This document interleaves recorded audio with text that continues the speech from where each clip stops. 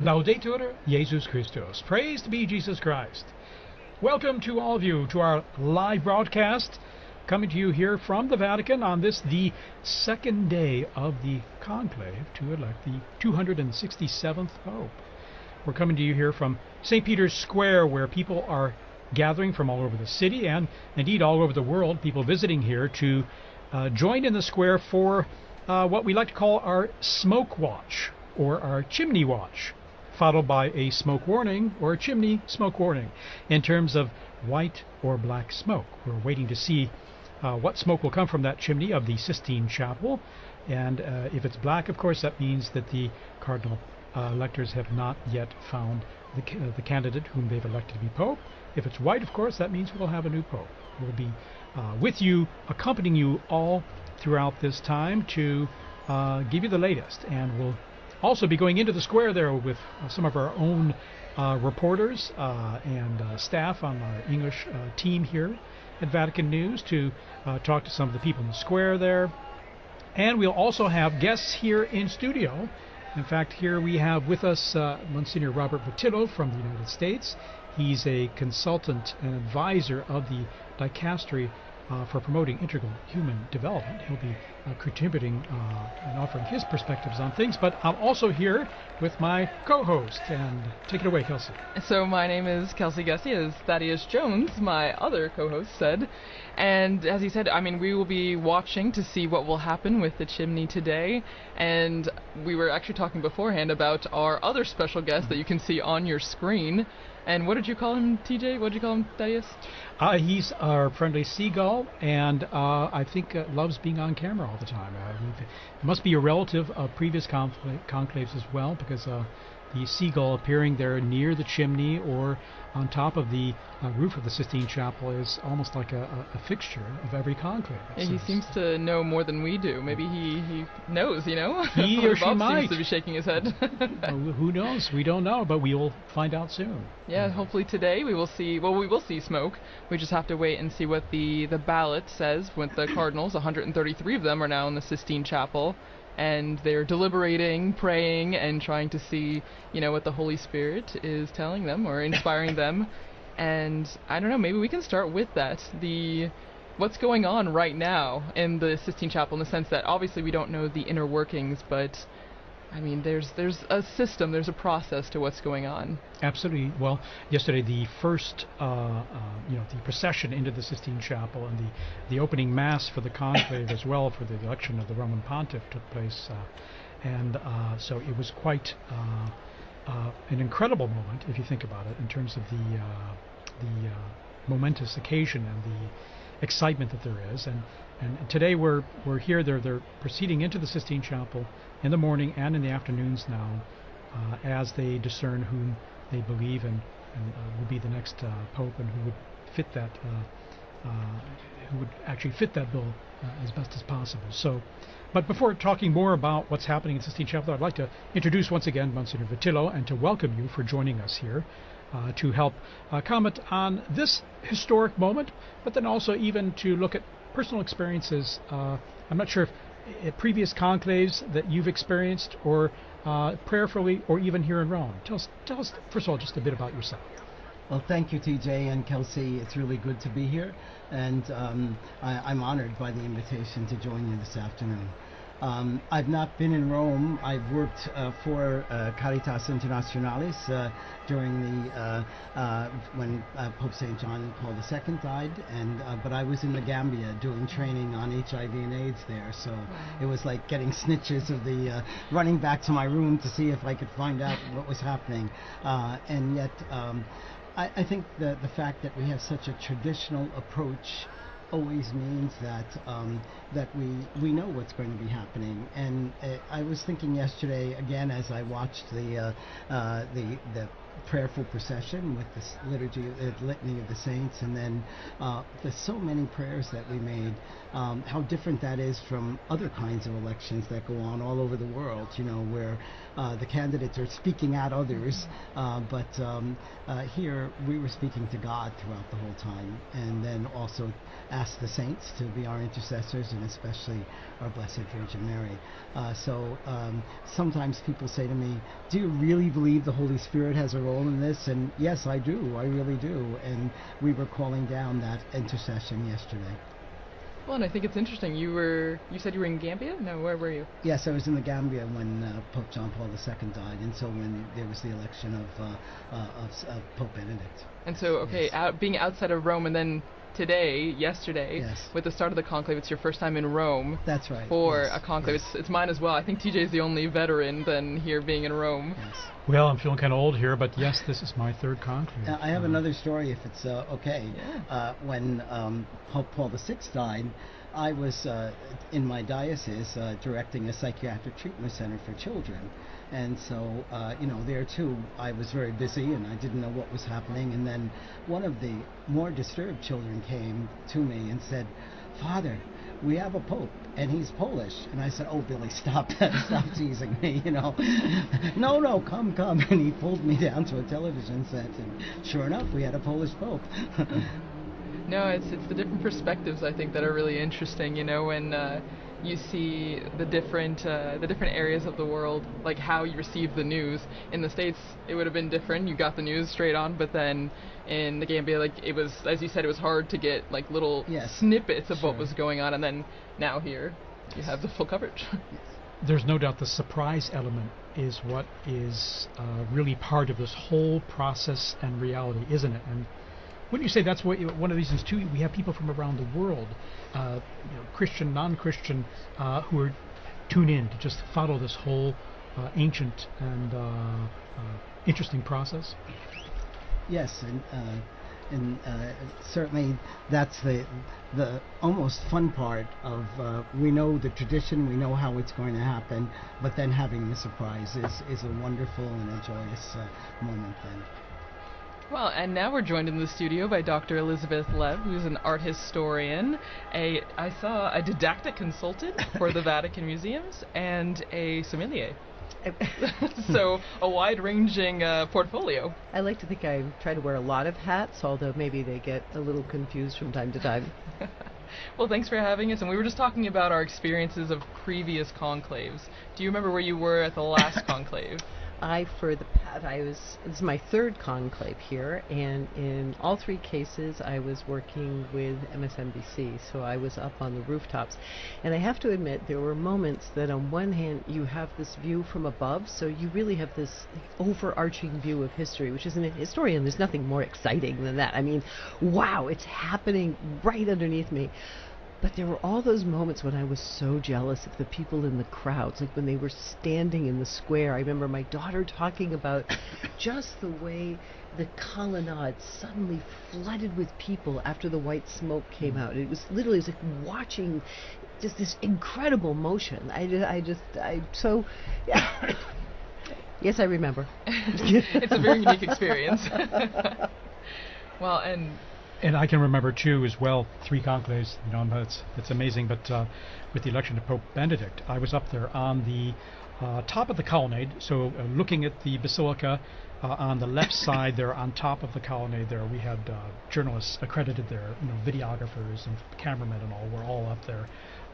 And then also in other areas, and a couple areas in the square as well. But just the excitement of it all, seeing it from above and being there in person is what's really incredible. Because the second conclave for Pope Francis there that I experienced, I was down the street, which was different. Even though I poked my head out the window and I could see all the way up the main avenue leading up to St. Peter's Square there, Via della Conciliazione.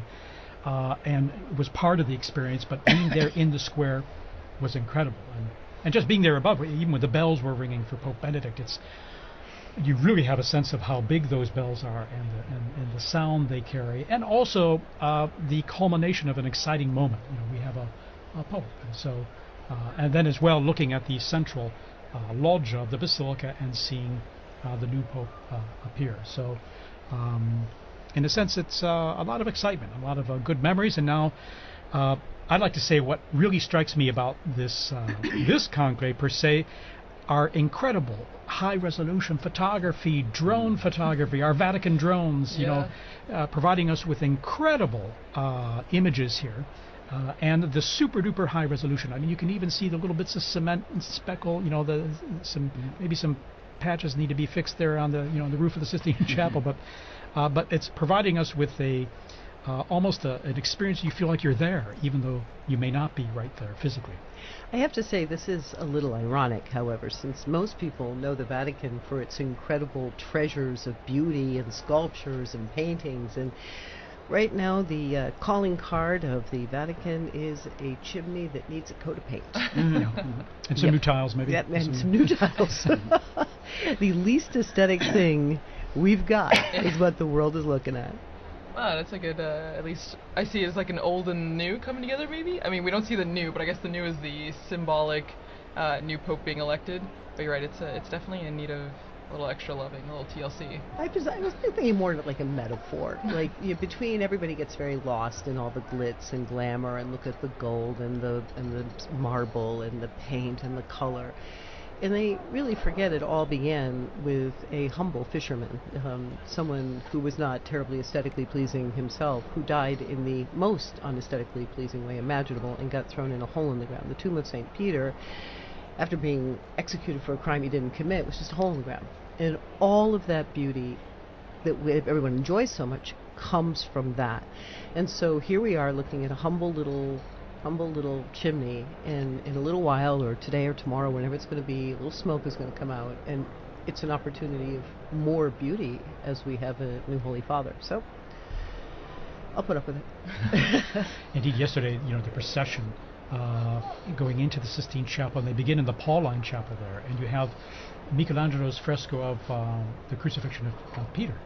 I mean, isn't that a powerful moment to live and experience for them, and reminding them of the origins of where this is, what it's all about, and the origins of the first Pope Peter, and also how he gave his life in the whole mission of proclaiming the gospel, and indeed right here in this place as well. That's where he suffered martyrdom.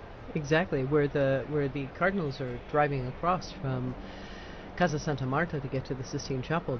They're driving through the site where Peter died, and in fact it broke my heart yesterday, all of these the beauty, as you were saying, the incredible resolution, the images, you looking at these paintings, and you've got kind of a lot of the media just sort of talking about, like, look at that front runner, look at this front runner. I'm like, look at those paintings.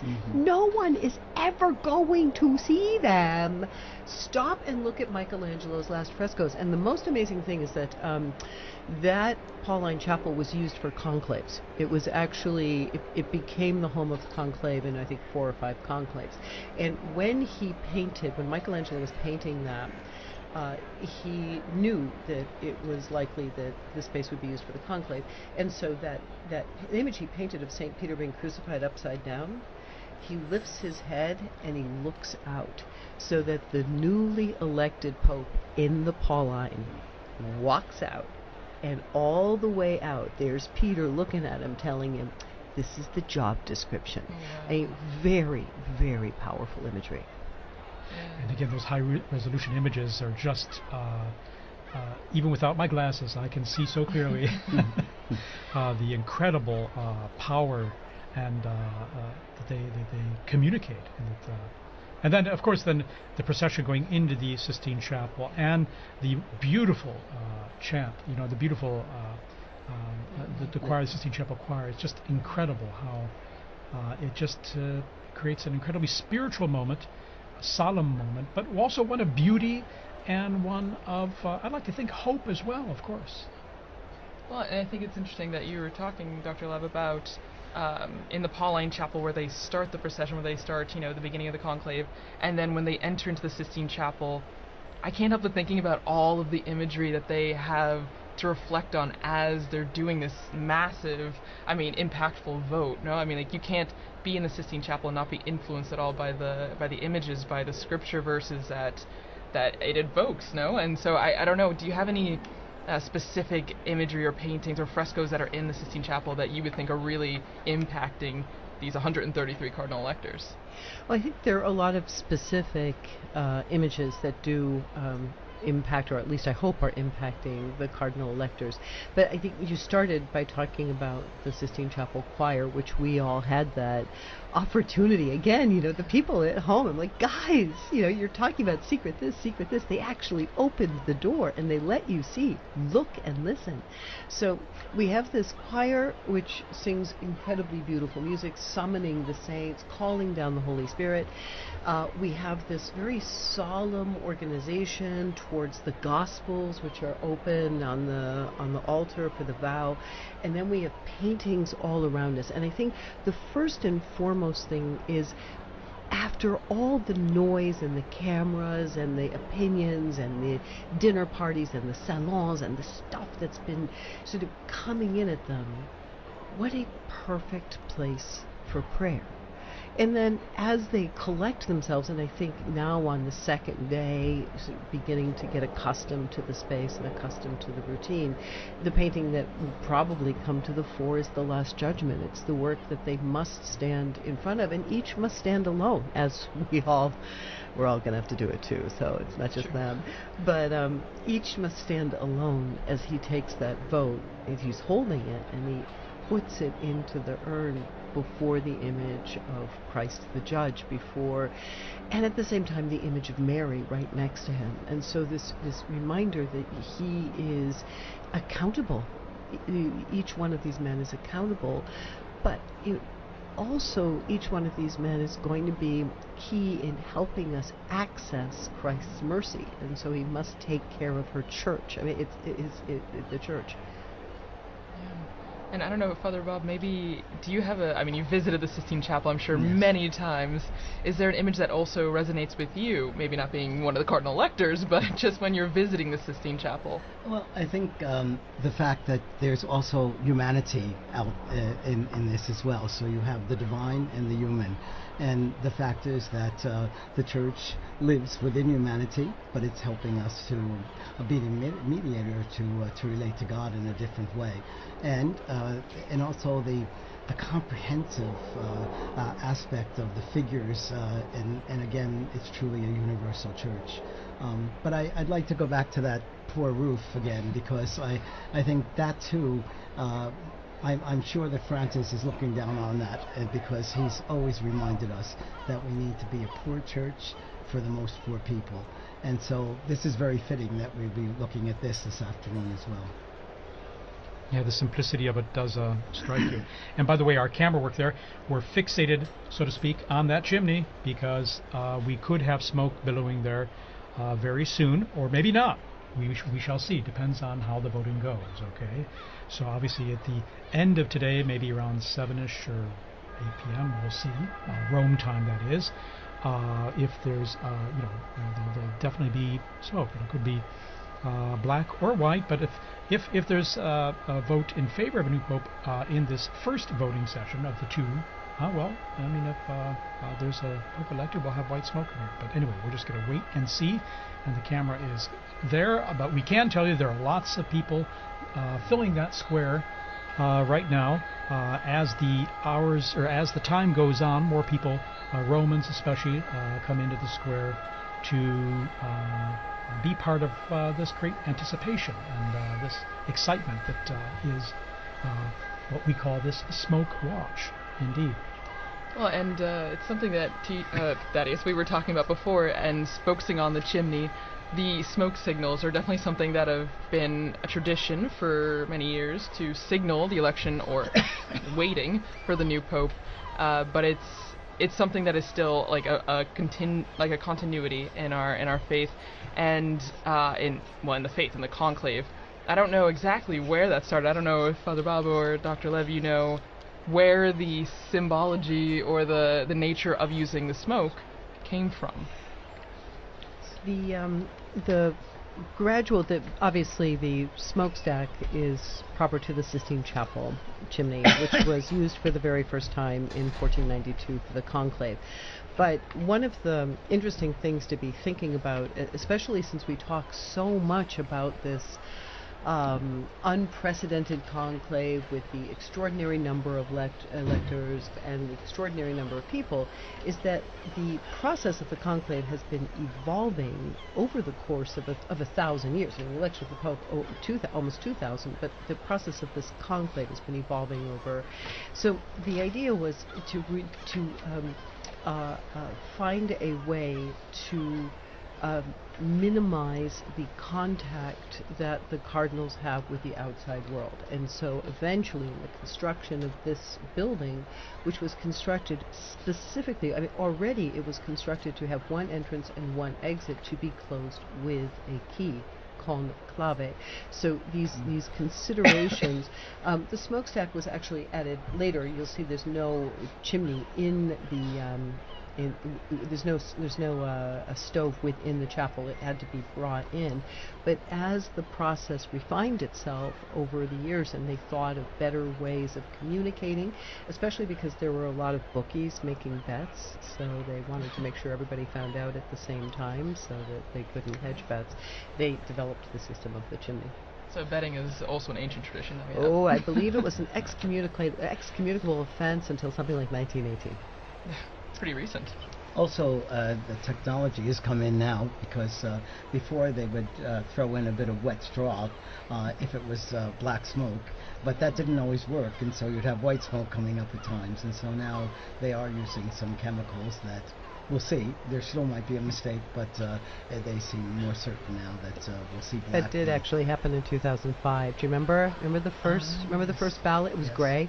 That's right. And there I was was confusion. next to the Telemundo tent, and they were screaming "Papa, Papa, Papa, Papa," and everybody was like, "Hmm," and it was utter confusion. So I'm telling you, it's a work in progress. They've just figured out the chemicals. There we go. And no matter what anyone says, I want smoke signals. It's so cool. If you think about it, really, in terms of a way to communicate to the world with an ancient method. If we have a pope or not, a way to share that news. I mean, of course it gets tweeted, it gets sent out live around the world, but I think just looking at a chimney, even in 2025, is an exciting way to live this whole process and to experience it. Well, and so looking at this, and if smoke signals are outdated or still part of our everyday life, even in 2025, we actually dug into our Vatican archives and found an interview by our former colleague Tracy McClure, speaking to Father Thomas Rees about these aspects, the smoke signals and the inspiration of the Holy Spirit, and maybe a not too famous saying, the Vatican saying, "You go into a conclave a pope and you come out a cardinal." So let's hear some of that interview.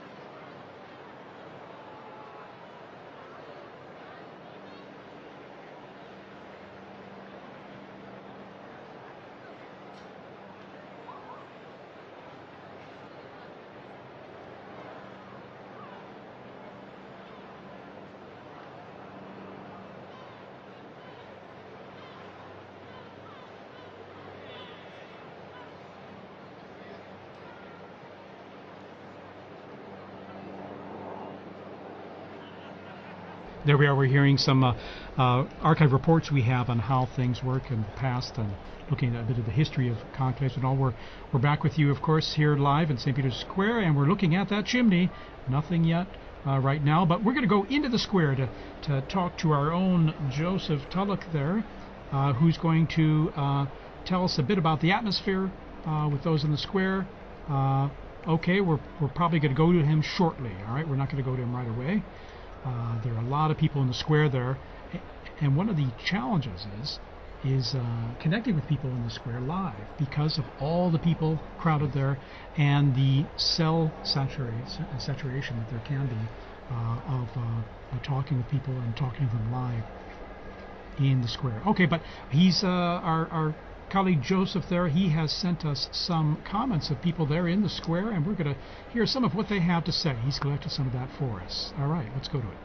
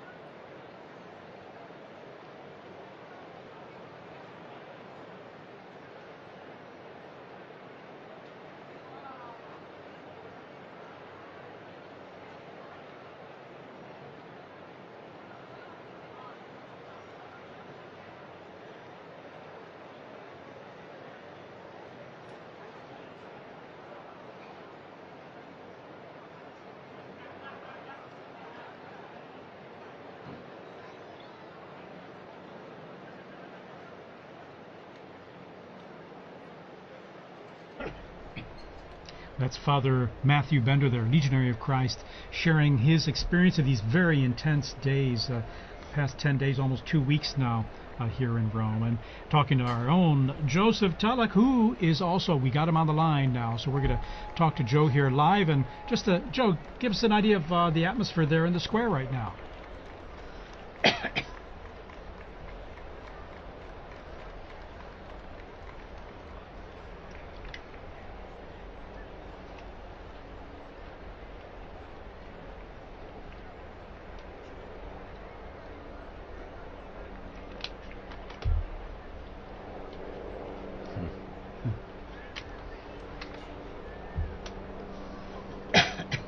Well, I'm feeling really lucky because I'm working, and I can also look at the chimney and follow the conclave. But Joe, tell me, are more and more people kind of streaming in there now as we're getting close to a possible smoke coming there?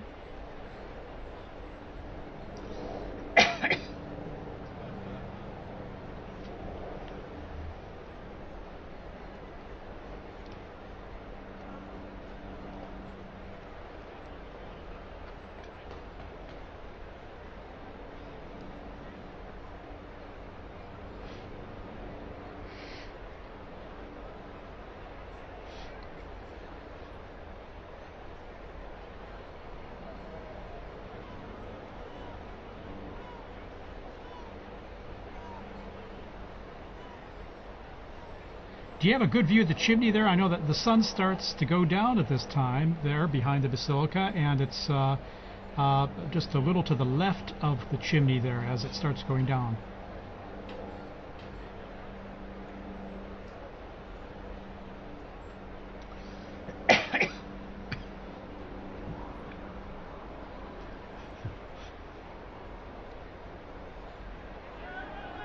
Well, I hope you have some sunglasses there too, because that sun is very strong. It's been strong these days, actually, as we go into the summer here. All right, Joe, anything else you'd like to add before we go back to you a little later?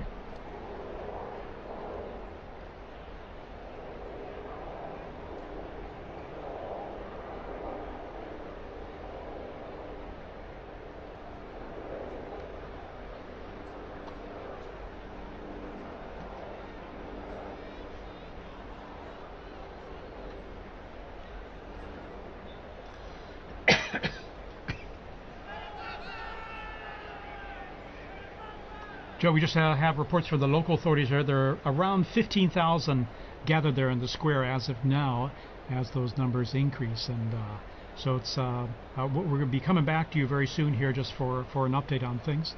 So thanks, Joe, and call us anytime too if you have any updates.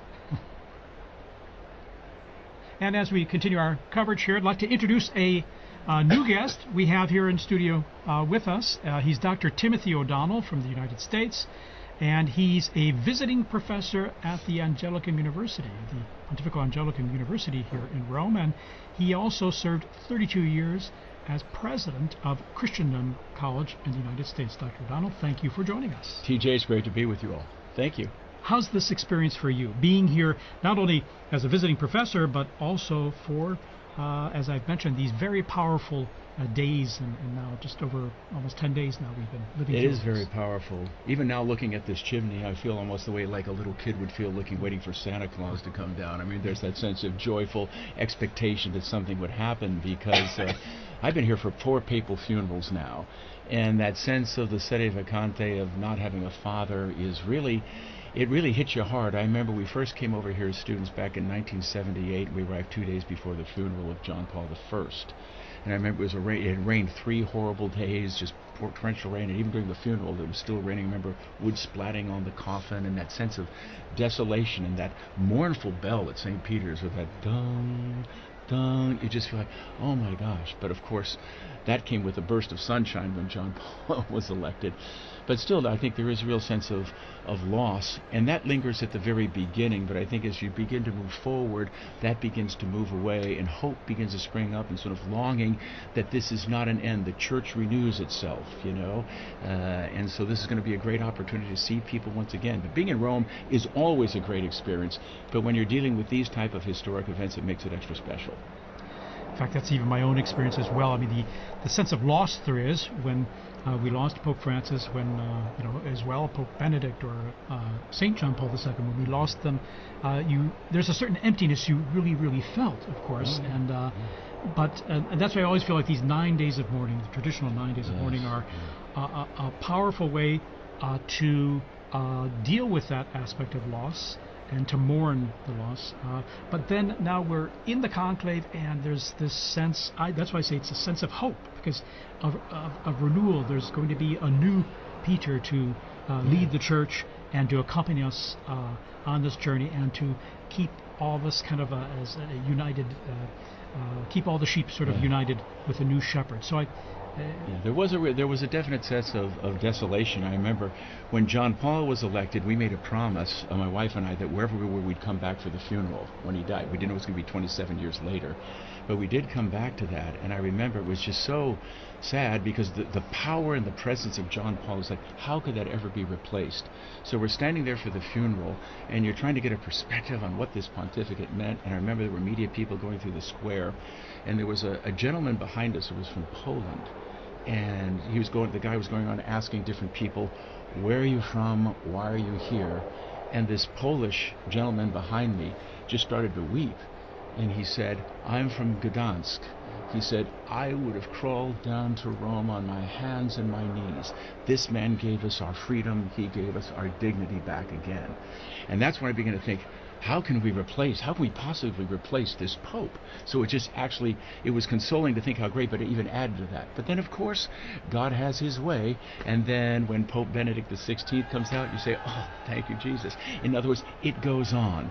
And it sort of encapsulates the whole rhythm of life, and I think that's why people are really looking to Rome right now, because everything's sort of a soundbite. We're suffering from sort of like what I think Benedict called a cultural amnesia. We don't remember who we are, we're confused about our identity, and oftentimes we're looking at things and we don't know who we are. But what's happening right now, you see something that is permanent, something that has not changed. Even the antiquity of smoke coming up from a little chimney signifying a transition. People are hungry to know who they are and to understand the meaning of the past. And a lot of times we neglect history nowadays. I think it's something like 75% of college graduates in the United States graduate from college without ever taking a history course. That's devastating. So when you actually see this type of living history, I think people are naturally attracted to that. And that's why I think it is a great time for catechesis to talk about the longevity of the church, the beauty of the church, and the beauty and the richness of these traditions. And Dr. Lev, what would you say in terms of if you had your own students right now and trying to help, especially students maybe who aren't as familiar with the Catholic Church or these how these processes work, how would you contextualize what's happening here to them? Well, I agree with you, Tim. It's such an incredible moment to show the students living history. I mean, one of the things about the Catholic Church that I think maybe we take for granted but is baffling to the rest of the world and incomprehensible at times to students is that the man that we are waiting for will be the 267th Pope in a direct line. Where do you find stability? Where do you find a groundedness, a rootedness that continues over the course of centuries through political situations, geopolitical transformations, natural disasters, you name it, and yet we are still here waiting for that next successor. And that, since I'm an art historian, for what that builds into is when you look at a building like St. Peter's that starts with the hole of the ground where they buried St. Peter, you are looking at something that shows a series of monuments, one placed on top of the other in a direct line, all the way up to the top of Michelangelo's dome. And so the beauty stems from that continuity. It's this incredible story, this incredible lineage of the popes. It forms almost like the invisible scaffolding around which all of this beauty can be arranged. I think there's a theological message in all of this too, because all of the everything that we know and we believe in starts with Jesus, and he suffered and he died and he rose again from the dead, and that's the basic message of our church, and we've stayed faithful to that message. There may be debates around certain pieces, but that's the center of our church. And I was thinking a great deal about how prophetic it was that Pope Francis chose hope, Pilgrims of Hope, as the theme of this Jubilee. And shortly before he went to the hospital on February 11th, he released the World Day of the Message for the Sick, the Day of the Sick. And the themes he touched in that are the very things that Doctor was talking about, and you're talking about, Doctor, as well. That suffering is part of our humanity. Christ overcame sin and death for us, but also that through suffering so many times we find much more meaning and we find true love the kind of love that Jesus has for us, we can give to each other as well. And I think those were themes that he must have been thinking about, because he already was not well when he released that message. Well, that final moment, we were there on Easter Sunday, when after he exactly. spoke with Yes. great difficulty, but then they put up on the mark, he's coming down, and the excitement of everybody, he's actually going to come down. Couldn't believe it. And I had a son and daughter here with their little baby, and the fact that it's going to be blessed by the Pope. But then he goes around and just not only just in the square, but then he goes out again to the peripheries, reaching out to everybody, and still in that condition. You can see he was in pain, he was suffering, and he's still taking babies in his arms and things. So what a powerful message and a beautiful message. And I think in some way that encapsulated the beauty of that pontificate, the sense of suffering and trying to give of himself, reaching out to the peripheries and the margins so that everyone could have a bit of him. And it's almost like, I can't really be Pope if I can't be there for that Urbi et Orbi and be present with the people in the square. So even there, just pouring himself out in libation in a very beautiful way, very symbolic way, I thought. He gave us a bit of him, but he also always focused it on Christ. Oh, absolutely. So he brought us back to Christ, and that was the end of this message for the world. That it suffer said. the little children Yes, to come to me, and they were still coming to him, Yes, which was a beautiful thing to see. I would imagine, too, in this day and age, too, we're unfortunately marked by so much polarization and so much vitriol, whether it's in social media, whether in the dialogues we have today, they are so divisive, unfortunately, and receive the most attention, not the times when things are working and all that. Would you say that this, what we're seeing here and what we were talking about just now, the world or many people would look to in some ways, because here we're talking about a message of hope, fundamentally, not of belief, but of hope, but also of being good to one another, of fraternity, as Pope Francis spoke about all the time. Do you think that this is drawing more attention because of our fractured world today? I would say definitely that's the case. I mean, the Second Vatican Council said very clearly, when the Creator vanishes, when the Creator, we lose sight of the Creator, the creature vanishes. And that's what's happening right now. I mean, we're all brothers and sisters if God is recognized as our Father. But in so many instances, we're sort of pushing God out of the picture. There's sort of practical atheism that's dominating culture right now. And it shouldn't surprise us then. There's acts of violence. You have the terrible reality of abortion that we're seeing in our world. And all of these things are stemming from the fact that we no longer recognize that we are the product of a loving Creator who has endowed us with intellect, will. We're made in His image and likeness. And that has to be the foundation ultimately for any type of long-lasting peace, etc. And I think the Church, all of us who are Christians, have a serious obligation to try to communicate the dignity of the human person. And you realize the impact that Christianity has had down through the centuries. I mean, everyone loves the Colosseum, but you think what was going on in the Colosseum, talk about it, there has to be a certain horror when a Christian looks at that. The affront of human dignity would be entertained not only by martyrs, but by men killing and mutilating one another. But Christianity, through Telemachus and others, finally put a stop to that. And the hospitals, the orphanages, all these great things where we show care and concern for those who are suffering, those who are less fortunate, these are all the fruit of a Catholic civilization and a Catholic way of looking at things. And to the extent that that has weakened or we've lost that sense, I think we're seeing many of these problems begin to emerge once again in spades. I think we have an incredible opportunity. I've been thinking about this over the past few days, actually, over the past 10 days. There's so much coverage about division, about politicking, about factions. I mean, the way that this conclave has been presented to the world, it seems like another streaming series. And I think many of the people who are wandering their way into the square are sort of feeling like they get to stand on the outskirts of a Hollywood movie or some sort of tawdry TV show. I think we really have an incredible opportunity to practice what we preach, in that when that new Holy Father comes out, this is the moment that we show unity, that this is really who we are. The Sistine Chapel actually is designed to really convey that message by pairing these two paintings on either side of the cardinal electors, where you have Perugino's delivery of the keys and Botticelli's punishment of Cora. You have the punishment of Cora, where there's this conflict and fighting when Moses wants to pass his authority on to his brother, and the Cora family objects. And then you have Perugino, Matthew 16, you are Peter, and on this rock I will build my church, with with the apostles standing around very nicely. So from within the conclave, the first message is to the cardinals themselves: if you accept this, we will have peace, we'll have regeneration. If you fight, we'll have chaos, and that chaos will spread outside.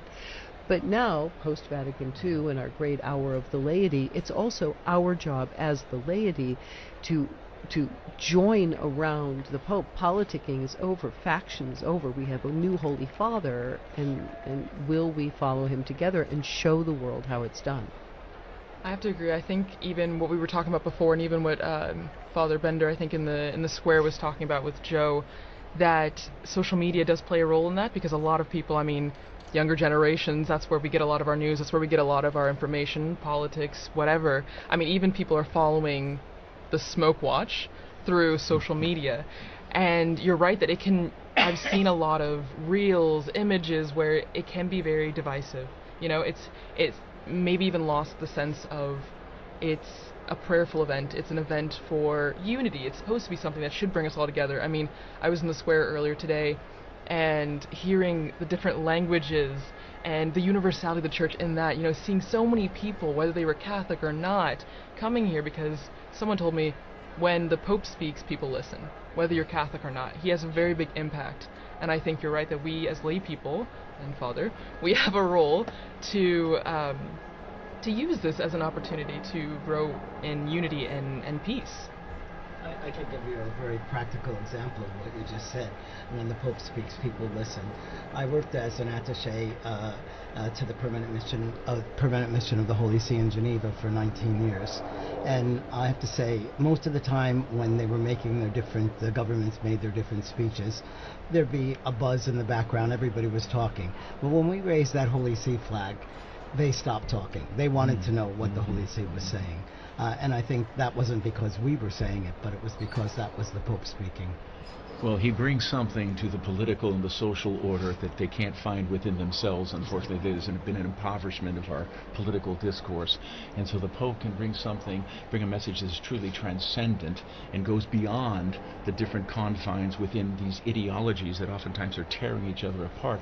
And I think we're at a point now where people are really tired of those ideologies. We think about, you know, Russia and Ukraine and the horrible things going on there, what's going on in Gaza, but to have a voice that is able to communicate a higher purpose and say we need to rise and appeal to the better angels of ourselves. I mean, this is an important thing, and we really need. So whoever gets elected, I think there will be an outpouring of goodwill. There generally is, and I think it will be a great chance to build unity in all of us, because, as Catherine of Siena said, he's our sweet Christ on earth. That's the way we should approach this and rally around him. It could be a great opportunity for we as a church to do what we're supposed to do in bringing the message of the gospel and the salvation and the peace and the joy that is really part of that to a troubled world. Monsignor Vitillo, any experiences you want to share? I mean, you've worked in many international forums at the UN and all, and on behalf of the Holy See there in Geneva as well, in terms of how the papacy and how the words of the Pope are received and taken seriously, whether by believers or non-believers or people of other cultures. Well, my own experience was that many of the UN officials were very, very interested in what the Holy See saw in things. And so many times there'd be private consultations with the papal nuncio and discussions that were not made public, but that really brought to real substance. Some of the discussions that had been going on about nuclear warfare and trying to get a ban on nuclear warfare started out by discussions between some of the world leaders, the UN people, and the papal nuncio at that time, and it was now Cardinal Silvano Tomasi, whom I was working with. So I think that's a good way of working. And a lot of times people are saying, well, why isn't the Holy See making a statement against this or that or condemning so-and-so?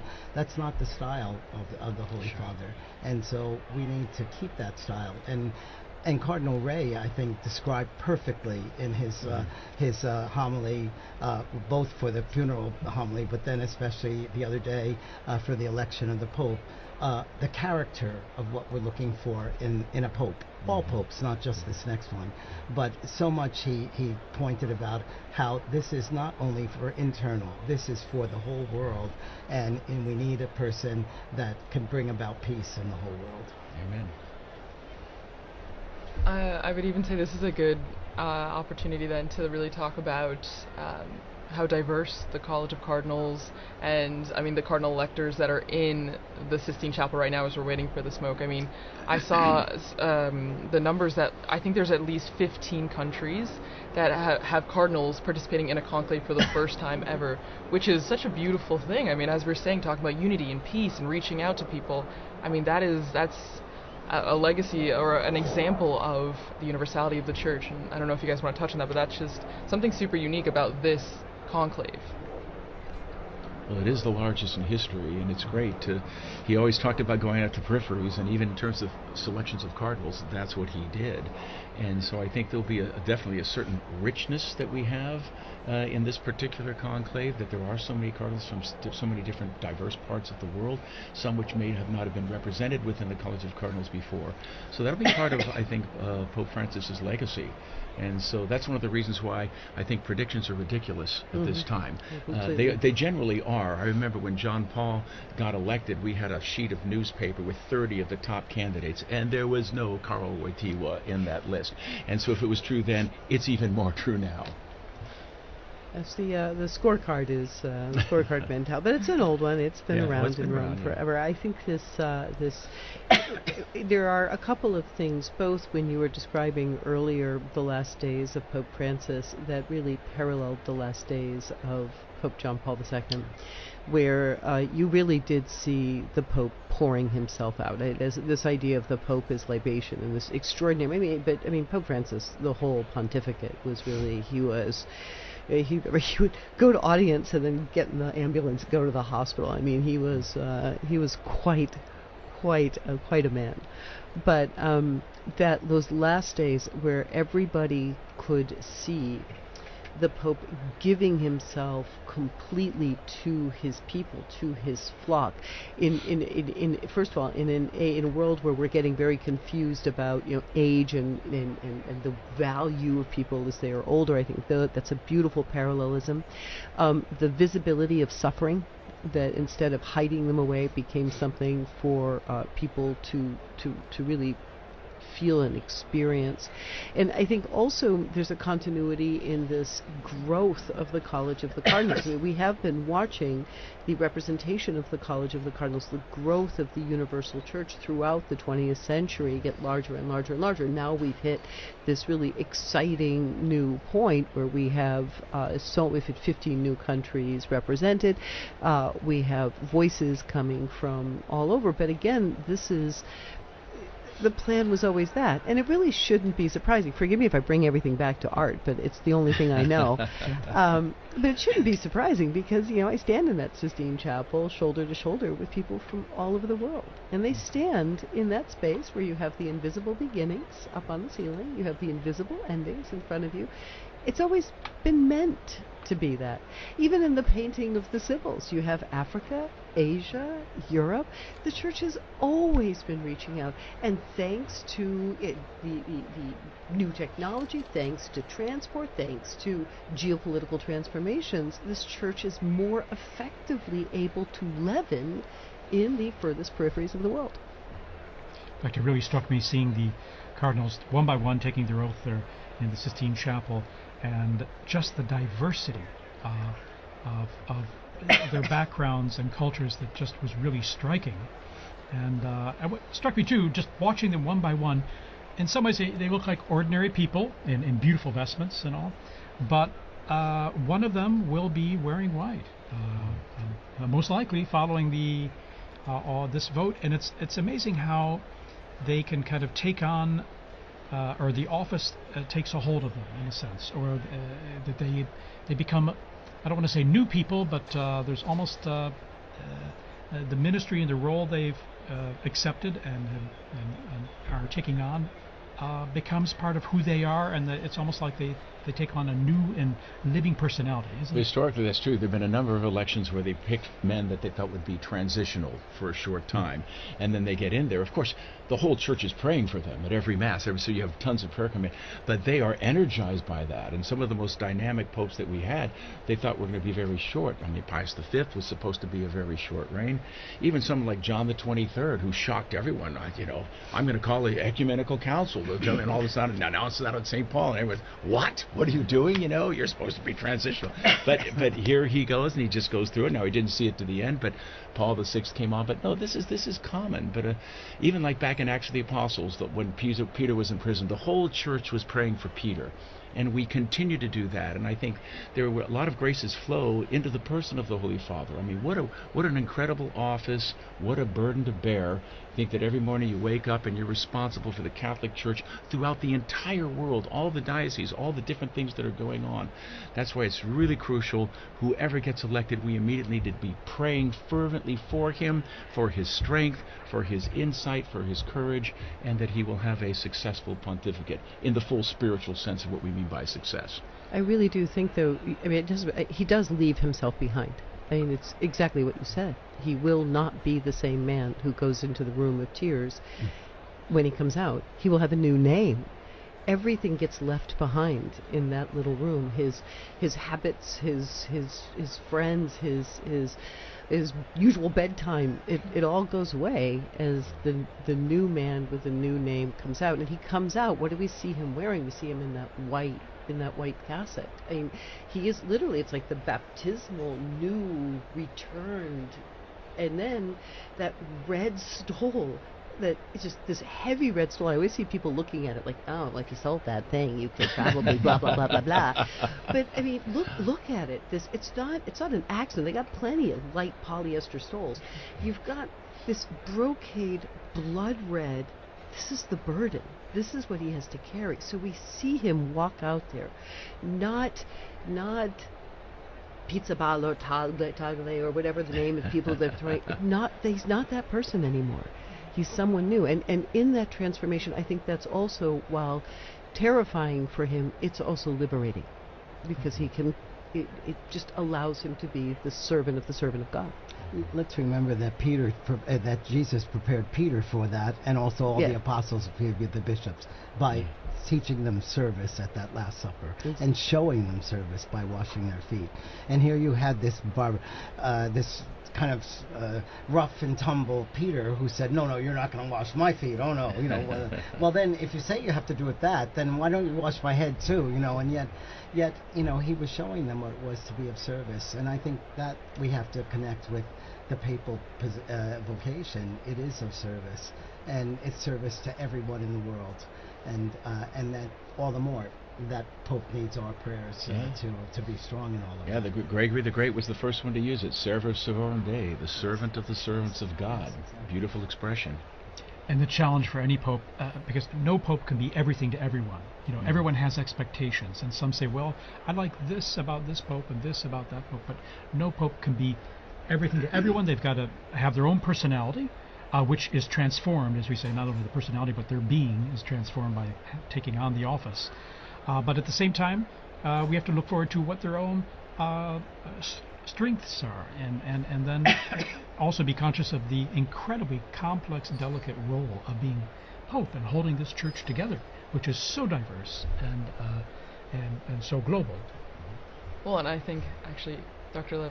Liz, you brought up a couple times, right, that art, it all comes back to art, and I think it's really true, because even just you guys talking about the moment when the newly elected Pope goes to the Room of Tears and then eventually comes out to that loggia, the balcony, right, and in St. Peter's Basilica, and right under that, if I'm not wrong, there's a relief that shows Jesus giving the keys to Peter, which then symbolizes, the entire thing. He starts his pontificate with that right under him, remembering that is his call.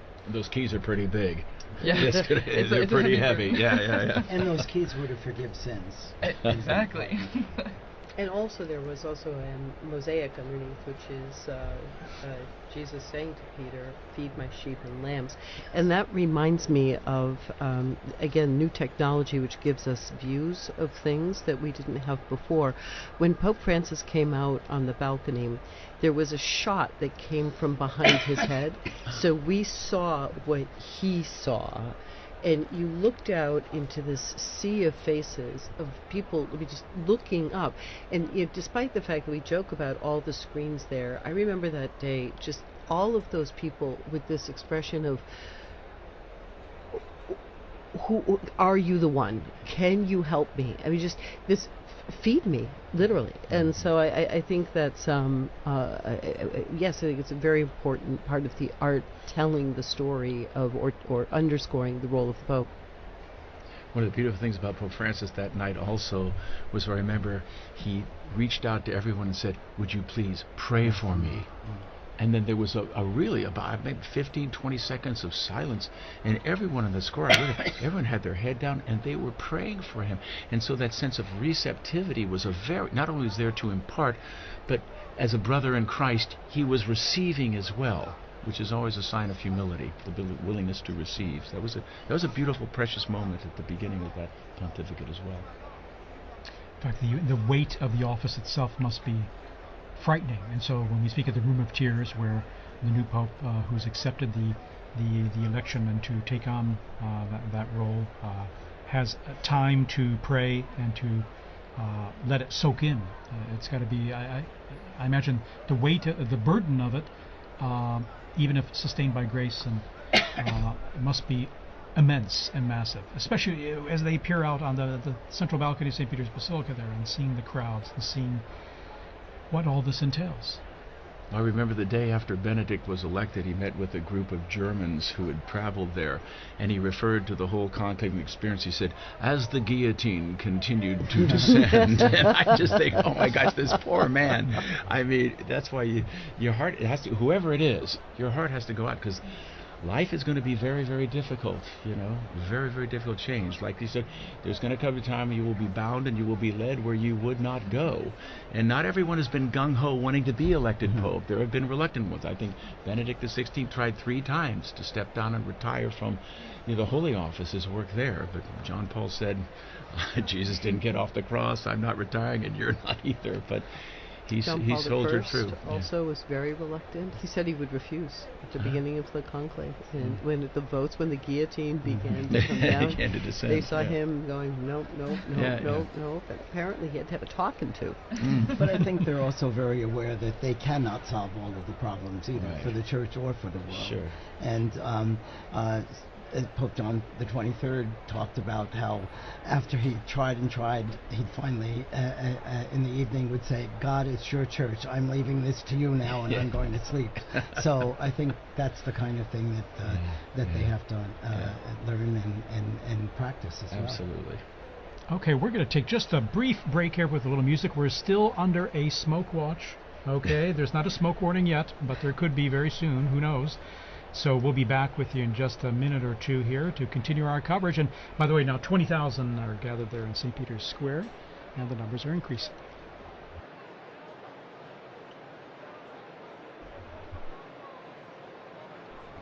Before saying goodbye, we just want to also thank Dr. O'Donnell for joining us today, because he's going to be with his students from Christendom College to see whatever smoke comes out. So thank you so much. A joy to be with you. God bless you all. Thank you for the great work you're doing here. Appreciate it very much.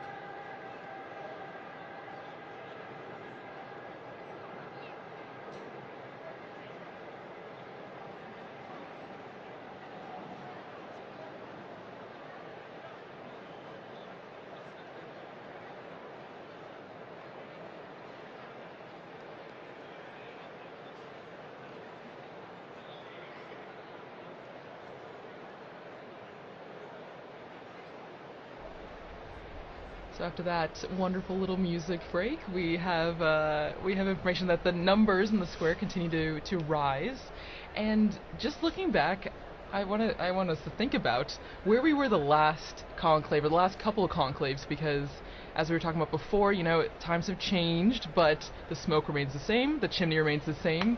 But do you guys all remember where you were? Let's say for the conclave that elected John Paul II, because maybe people remember Benedict XVI, but John Paul II, I was not born yet, so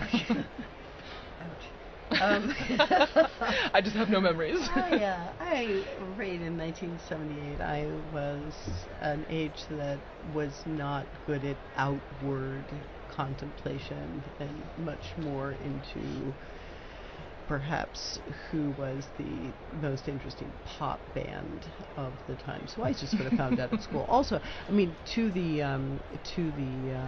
social media question, these were things that the information was not as instantaneous. I mean, it really was sitting at the edge of your seat.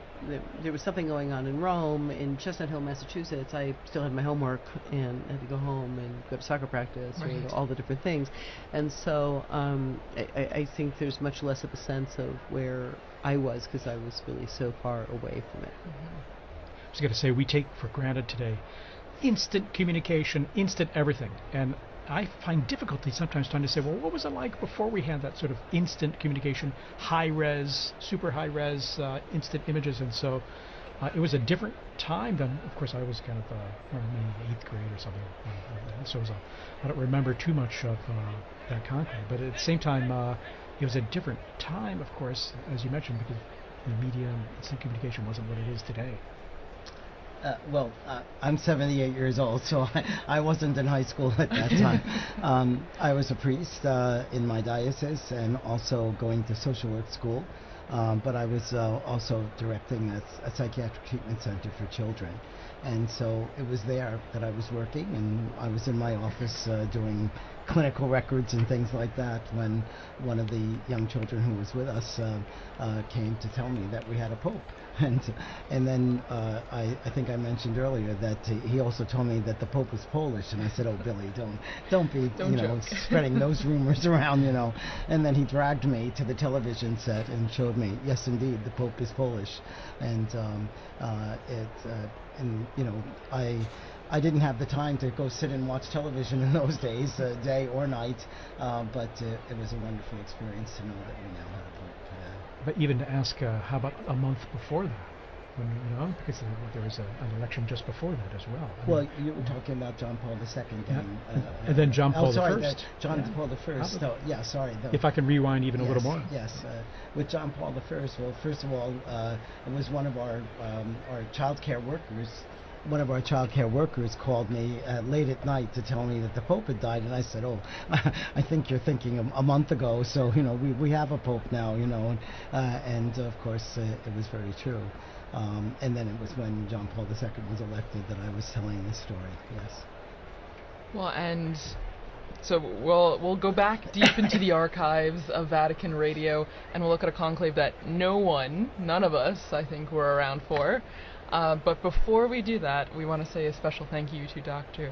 Liz Lev for being here and sharing such amazing insight into art history, and how that plays a role in the conclave even today. Well, it's been really great to be here. I mean, in a certain sense, you guys are the nerve center of it all. So it's an honor, actually, to be able to sit here, and of course to really have the possibility to talk in a way that it's much harder. We do our best out there I think there's a whole squad of us out there trying to do our best in the secular media, but to really be able to talk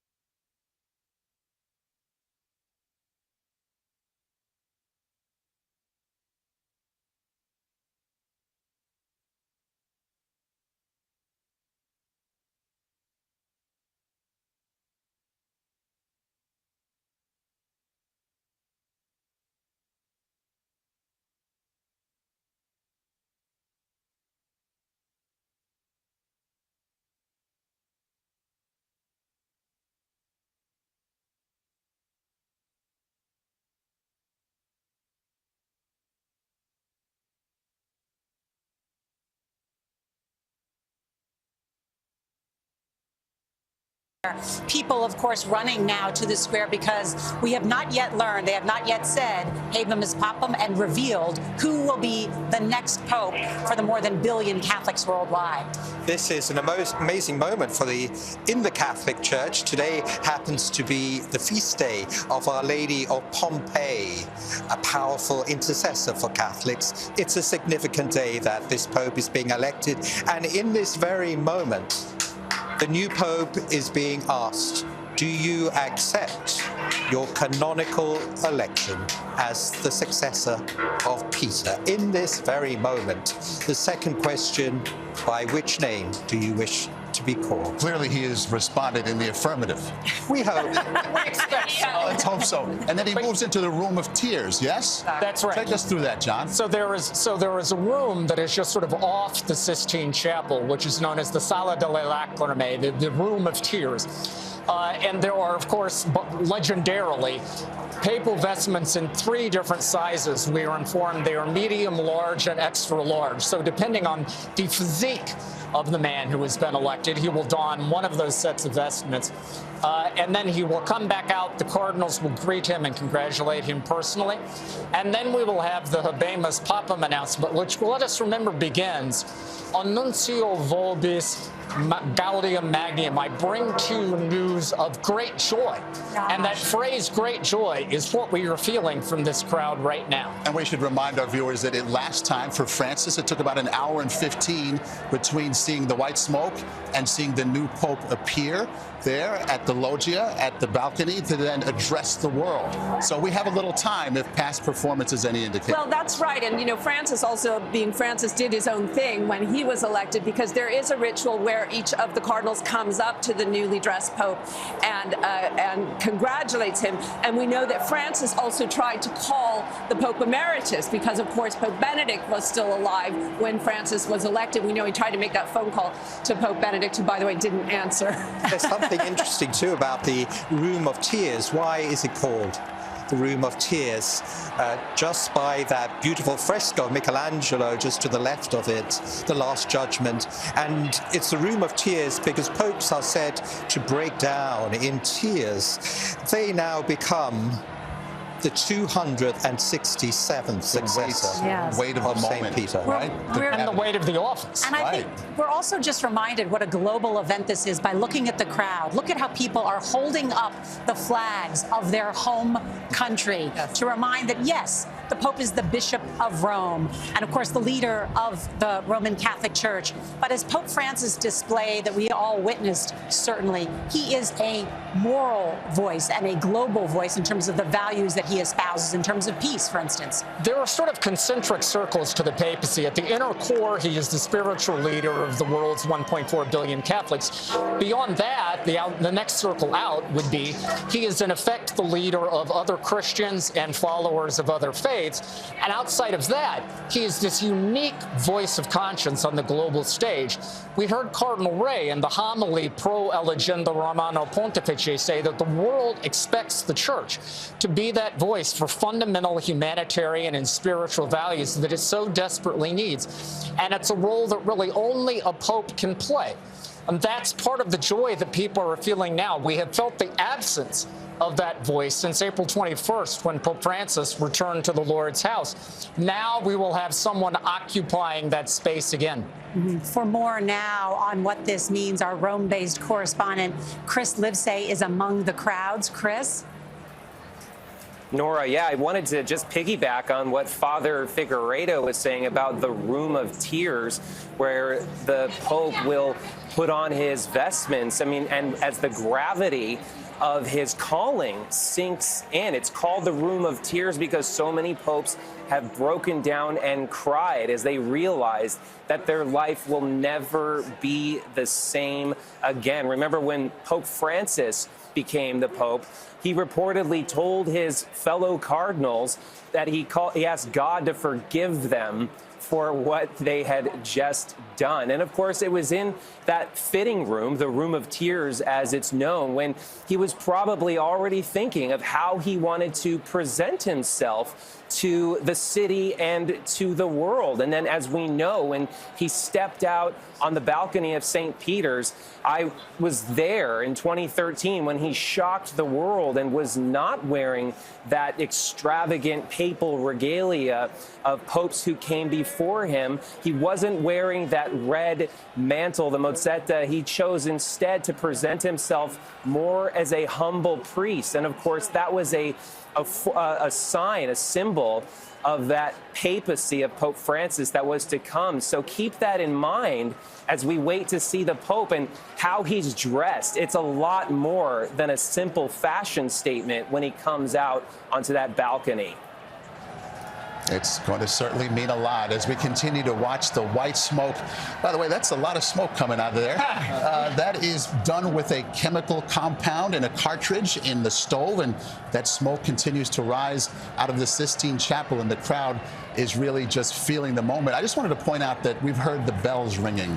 And yesterday, if you caught the CBS Evening News, we profiled a man named Giacomo, a 38-year-old Roman who goes around programming the bells of all of the churches in Rome, throughout Rome. More than 100 of them. He programs them to ring in unison with the bell here at St. Peter's Basilica. Just a special moment there. For the people to hear and know that this And we should add, Maurice, that, you know, that business of ringing the bells, although it is magical and it's lyrical and it summons this sort of sense of the moment, originally it was actually a solution to a logistical problem, which is this chemical mix you're talking about. Before that was really working, the smoke would often come out as a kind of indistinct gray, and nobody could tell whether it was white or black. So they decided to start ringing the bells at the same time in order to make sort of put an exclamation point on the fact that we have elected a new pope. And that smoke's been going on for more than 10, 12 minutes now. Seth Doan is with some Americans in the crowd who are in the moment right now. Seth. That's right, exactly. We have Harrison and Madeline from Arkansas and Idaho. Describe this moment. You've been camping out waiting. Yes. Describe the moment when everyone learned, when we all learned together. So it was honestly pretty surprising because we weren't expecting it to happen right now. Because it was a little delayed. You know, they said if it past 6, then, you know, you need to wait a little longer. And then we were talking about, you know, we're going to kill some time, maybe crack open a book. And then, yeah, I heard some screams and looked up. Tell me about that moment. All of a sudden you hear cheers, and I wasn't sure if it was just because of the smoke in general or if it was because the Pope is elected. The energy was really fun. And when you saw was white smoke.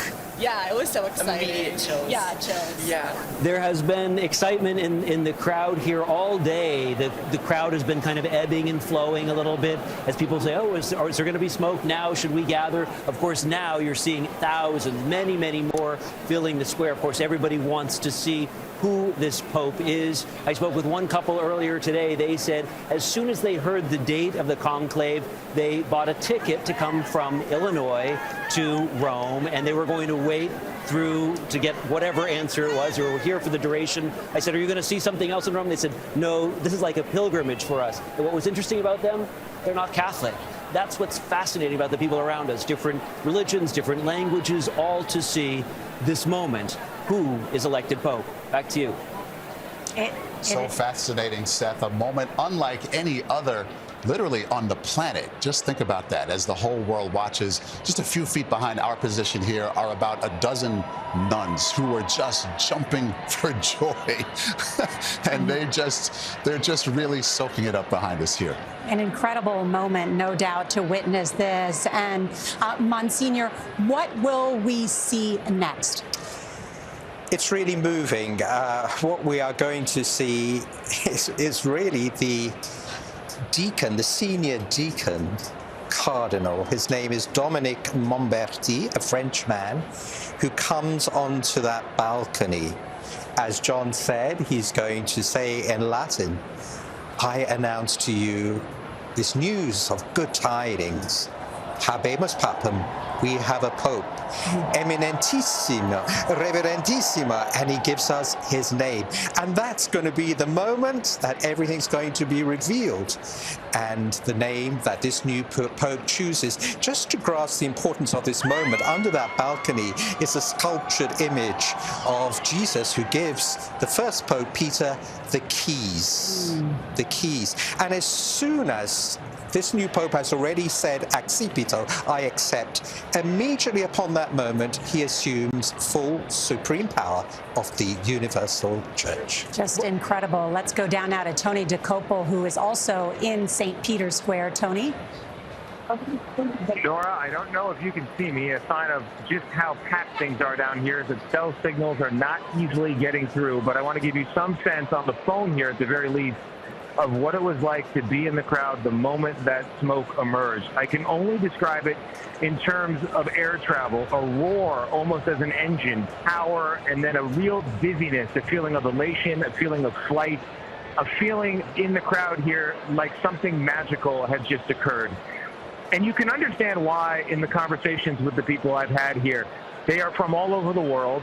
They are from far-flung places within the United States, and they are not only Catholics. There are Episcopalians, there are Lutherans, there are Methodists, there are all manner of people, even those who walked away from the church and have been brought back. Multiple people told me they're here by chance, but once they were, they felt almost a magnetic draw to be present in the square. And I asked them why, and they say the reason is because nowhere else on earth at no other time can you stand someplace where everybody around you is one. There is a universality. There is no us and them, red team, blue team, left or right, although certainly those debates will come. There is a feeling of unity and singularity that people did not realize they hungered so deeply for until the moment they were here. I met a young couple. They were here for a 4-year anniversary trip. One man was an atheist as recently as a few years ago. He personally felt called back to the church under the reign of Francis and is now here with a rosary and a crucifix, hoping to have them blessed.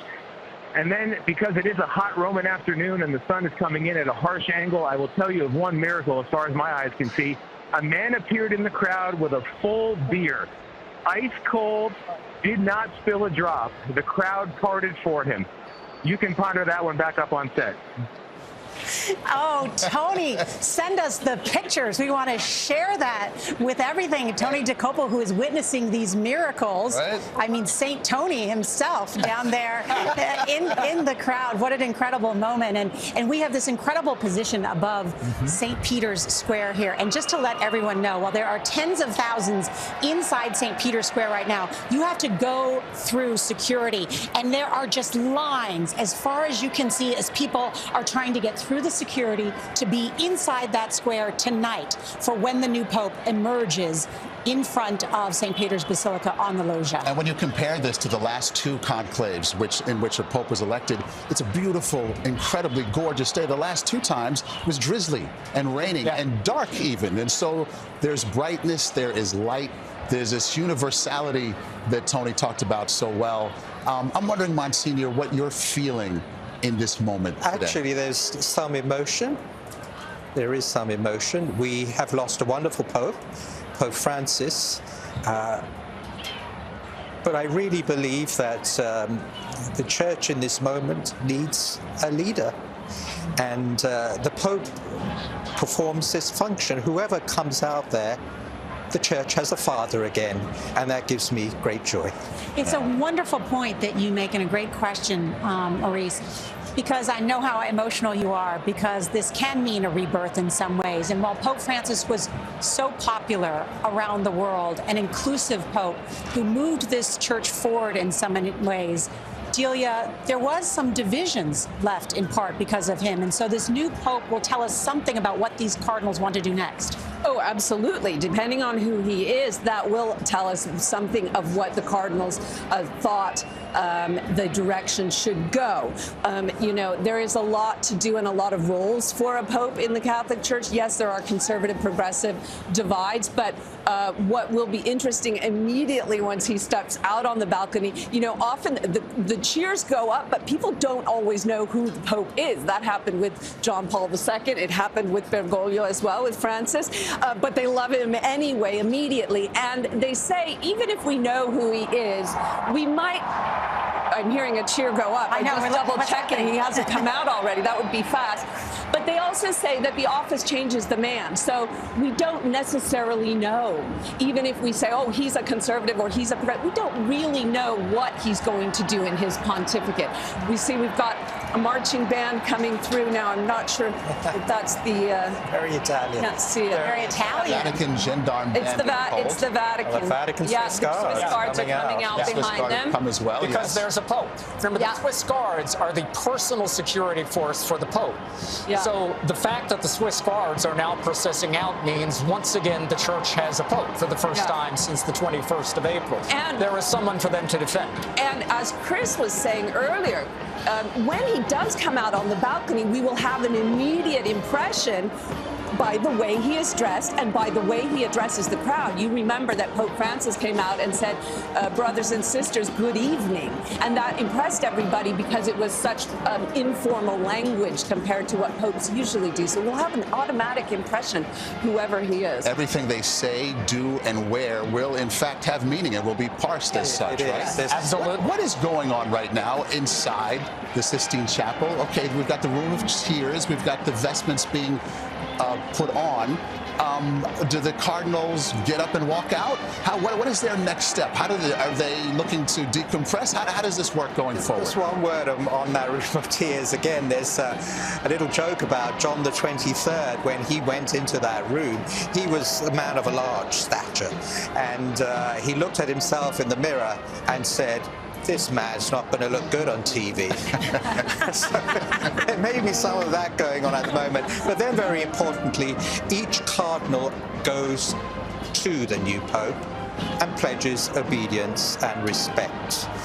It's a moving moment because there was a runner-up, we can say. And it's a very touching moment, I think, too, that the most, going back to what Delia was saying, there are divisions, absolutely, but the main work of this new pope is to bring unity to the church. And because they voted so quickly, likely in 4 votes, that's a sign the Cardinals agree on that, correct? That's really important. That's really important. I think the last thing this group of Cardinals wanted to do was appear divided, particularly because of what Delia was talking about. They are well aware that a part of the Francis legacy was a sort of deepening of the divisions inside the Catholic Church, and that there is a need for unity. And so they wanted to very quickly rally around this new figure to present him not as the head of a faction in the Church, but as the head of the entire Church. John, what do you think job one is for the new Pope? First thing on the agenda should be, or will likely be? Well, we always say that the fundamental job of a pope is to confirm the brothers and sisters in the faith. That is, to give them a sense of hope that this faith has life, that there is fire under the ashes, so to speak.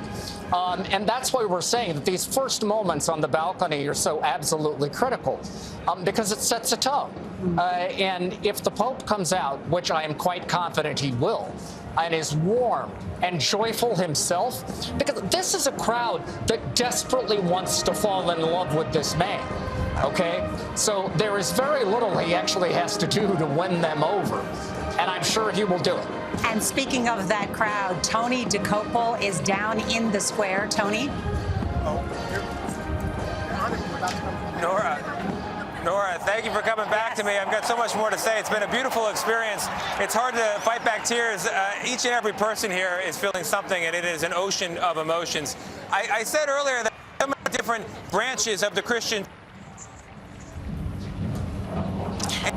all Christians in a real sense, not the branch of the church, but the original trunk. And that's what I mean by that universality. And people who find themselves here by chance, they really feel it is a gift. They tell me they feel chosen for this moment. Like the work of the electors happened in there, but in some sense, they were also part of the act, the creation, the choice of this Pope. And when the smoke went up, they all yelled, "Hello, Papa!" And I can only imagine what they'll say when the Pope actually emerges out there onto the balcony. Another matter here is there are, of course, flags that people are waving, but there are also items that they want blessed. There are rosaries, there are a crucifix, there are backpacks and T-shirts and tokens from their lives that are important for some reason. There was even a woman from Pittsburgh who had, if you're a Pittsburgh Steelers fan, the terrible towel, the yellow towel they wave at football games. She held that up and wanted a picture in front of the church. People come from all over for so many different reasons, but they all get the same thing, which is a truly magical moment in the deep streams of time and history, and it is just so beautiful. Tony DeCopel, thank you so Father much. Figueroa, is this a time for a rosary? Just asking. I think many rosaries have been said in these days. In this moment right now? Absolutely. We've been praying for a good successor to Francis. And I believe we were just talking about Our Lady Untie of Knots. Yes. Is that true, Nora? Yes. A great devotion of Pope Francis, and Our Lady has untied this knot for us. Yes. And our Chris Lipsey is inside, was inside the St. Peter's Basilica today. Went to Mass. Chris, what are your thoughts at the moment? Well, I was inside the Church of St. Mary Major. That is a papal basilica, and it happens to be where Pope Francis was buried. And what's significant about it is there was a traditional Latin Mass that took place there.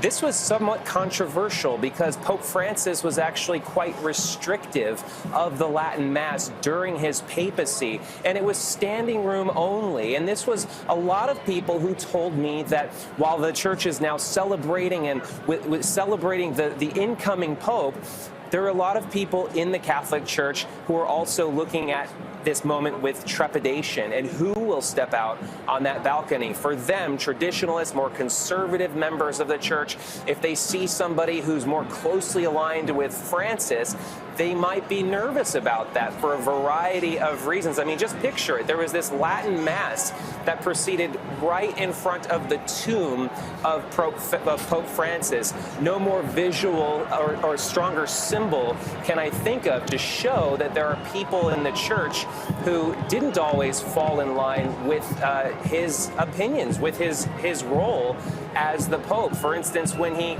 commented on priests blessing gay unions and then backtracked on that, for instance, when he spoke to you, Nora, in that historic interview and said, well, I was just blessing the individuals in that union. A lot of Catholics felt confused and felt that with all of Pope Francis's many strengths, clarity was not one of them. Just days ago, I interviewed Cardinal Gerhard Müller, a sort of hero of the conservative wing of the Catholic Church, and he said what he wants to see, the person who steps out on that balcony, is somebody who can restore clarity to the Catholic Church. All right. Chris Lipsey, thank you so much. And what you are seeing now is the Swiss Guard, as well as the Vatican band down there below. And what we should note also is that 3 popes in a row now have been elected on the second day of the conclave. A remarkable set of events, meaning, of course, these cardinals move much more quickly than they have in the past, which is a sign for the Catholic Church. Want to go to Seth Doan. He is down in St. Peter's Square. And Seth, you must be seeing firsthand the crowds that are just streaming into the square to witness this moment, to see for themselves who the new Holy Father is. You're absolutely right, Nora. I just want to give you a sense of what it's like to be here right now. If you could, Sam, take a look around here. It is packed. We are getting more and more crunched in this space as tens of thousands of people, Sam is giving you a sense here, are filling the square, coming down Via della Conciliazione, the main promenade leading up here. You can see the media, of course, there. We've been looking around and seeing nuns and priests in the windows, on the balconies here. A lot of these buildings are owned by the Vatican, so even though we're technically in Rome, this is Vatican property around us, and we're seeing the nuns and priests looking out, taking selfies. Turn around here, Sam, also. Come to your left, just to give you a sense of how packed it is at this point. When we were here, people were around and people were looking, but now that they've heard there's a new pope, we're sandwiched in here, and you can see the sun is kind of going behind St. Peter's Basilica, so it's very hard for people to know exactly what's happening. We're watching these big screens, watching some of the Swiss guards, watching the bands, but people are really arching their necks to say, when is the Pope going to come? What exactly is happening? There is a sense of joy, there's a sense of curiosity, a little bit of wonder, I would say, and a great enthusiasm here in the square. Ever less space. Seth Doan, thank you so much. And I love that Seth has pointed out the sun and how it is shining on the back of St. Peter's Square. It is sparkling here in Rome. And that's in part why this crowd is not only joyful, but they're hot down there. No doubt they are hot, but willing to wait, because it's not just to see the new Pope. It's to hear what he is going to say. And to get a reminder, too, about just what a global event this is. Bells are ringing at churches all around the world. My 17-year-old son is texting me, who is the Pope? So we should talk about that. Who could be the next Pope? People want to know. What's happening right now? Well, I think the facts that the Cardinals, 133 of them, the largest number in history, 2,000 years, have rallied around one figure after 4 votes is very significant. I really do believe it's one of those leading contenders, and dare I say it could well be the past Secretary of State. Obviously, we were hearing about other cardinals, Cardinal Luis Tagle from the Philippines. We were hearing about Cardinal Matteo Zuppi, the president of the Bishops' Conference. We were hearing about Cardinal Peter Erdo, more to the right. I rather suspect it is one of those leading candidates. Well, I think also with 133, if they needed to come and converge on one candidate, it might be the one that they thought had the most experience and was most known to them, which may be the Secretary of State. There's a good possibility of that. I mean, I think what is clear is that in a group of cardinal electors, again, 133, largest number in history, where all of these cardinals would say they did not know one another particularly well, to come to a consensus this quickly would suggest they did pick somebody who was a relatively known quantity, who, even if they didn't know him personally, felt that he had played enough of an institutional public role that they had a sense of who the man was.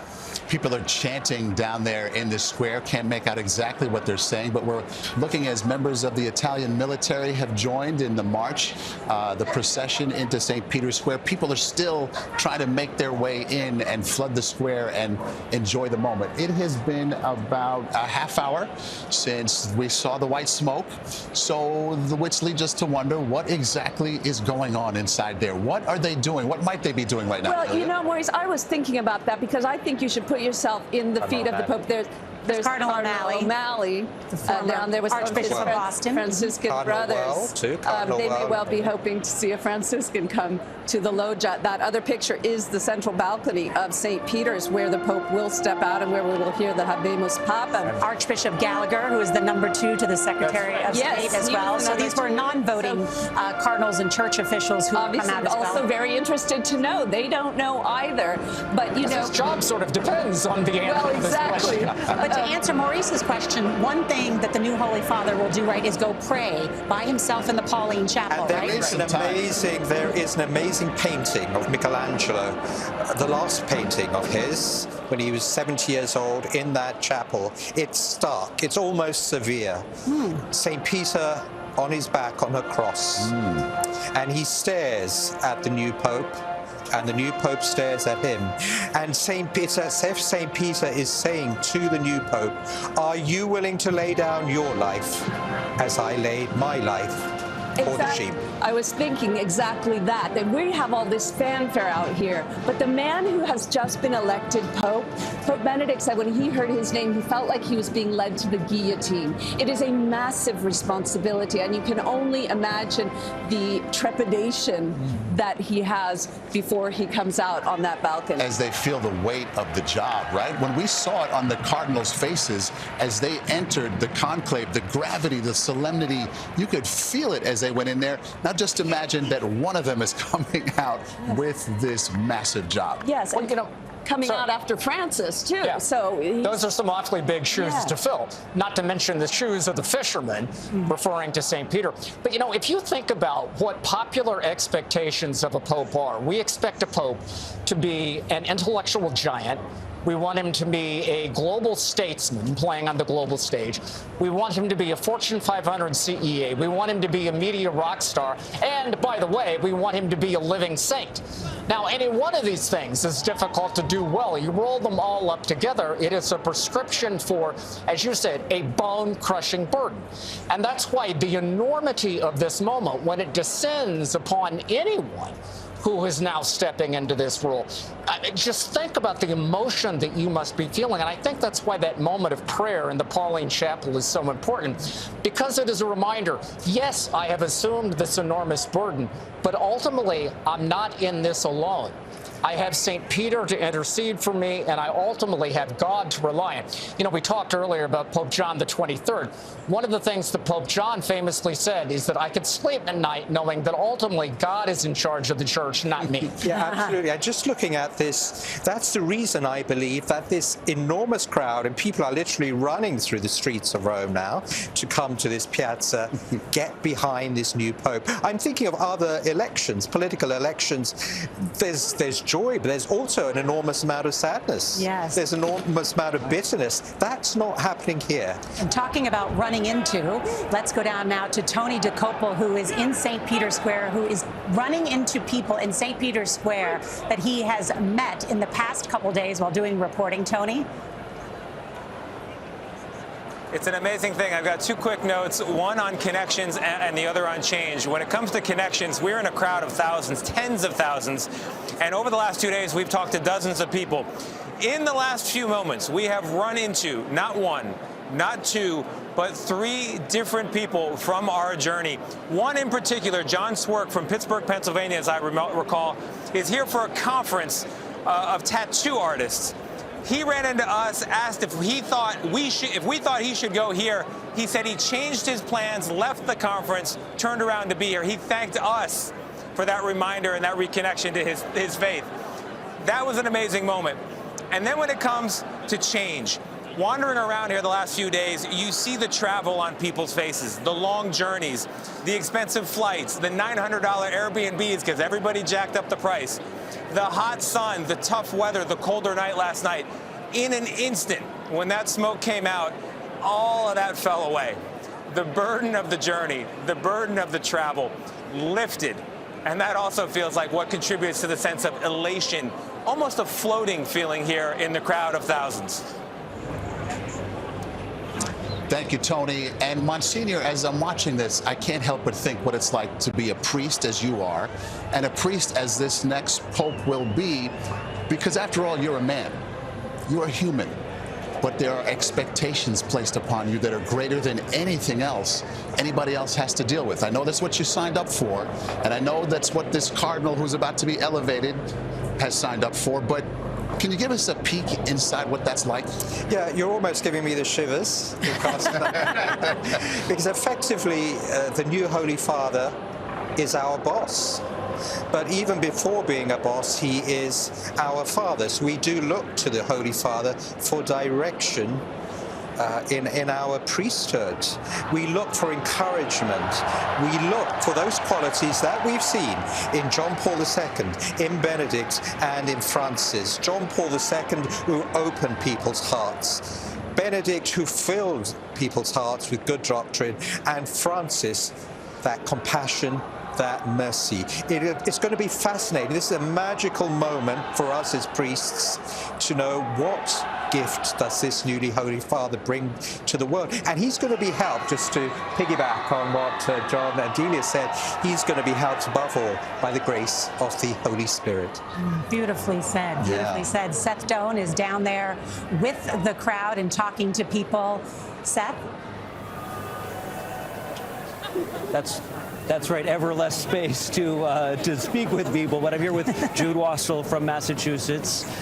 Describe this moment, this feeling, when you looked up and saw white smoke. Yeah, I mean, it's absolutely crazy. I was just down the square a little bit, and we started running up as soon as we heard that there was white smoke, and everyone was cheering.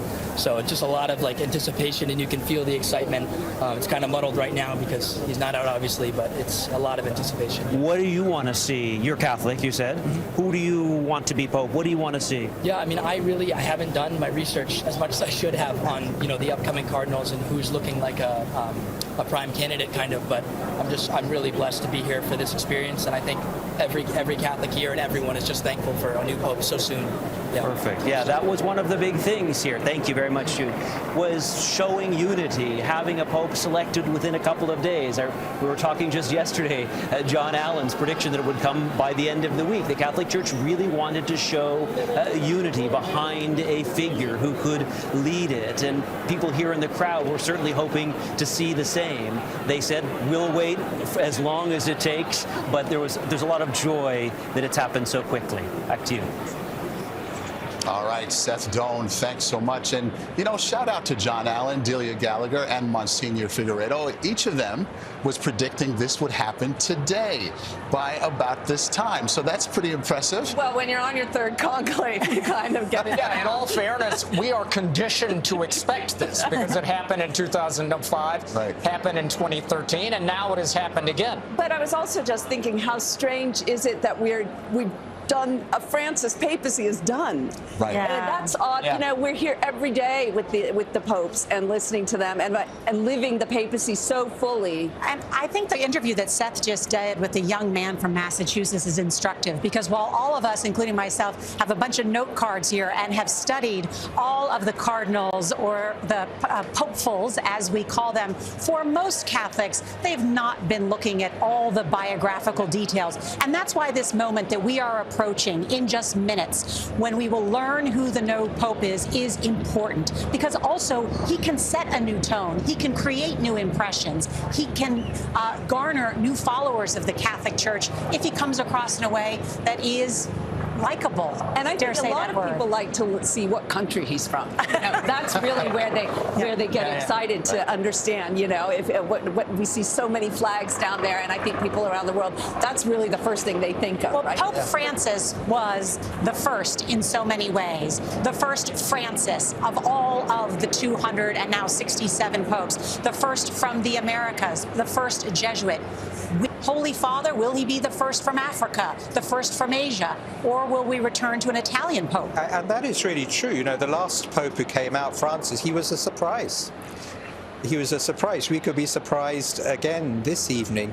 But something to go back on, we're pledging allegiance not to the man, whether it's Parolin or Tagle, whoever it is, we're pledging allegiance to the successor of Peter. Yeah. That's why he takes on a new name, by the way, because he changes character. As in baptism, we take on a name, in a religious profession, we take on a new name. He's taking on a new name because he's walking into a new mission as the successor of Peter. It's a whole other level. I think what we were touching on here a second ago is that this is a moment for humanity, for the people. And I'm wondering, Monsignor, as you look at these people's faces, you see them right there. What do you see? What do you see in those faces? I really see joy and hope. That was the title of a document of the Second Vatican Council, Gaudium et Spes. There is great joy that we will have a new pope. That's really important, by the way, because the papacy is a monarchy, and the pope is essential for the church to run, for this church to run. So that is key, that we have that joy that this pope has been elected, but also great hope now. Hope in this Jubilee year of hope, that this new Holy Father is going to give us direction to go forward.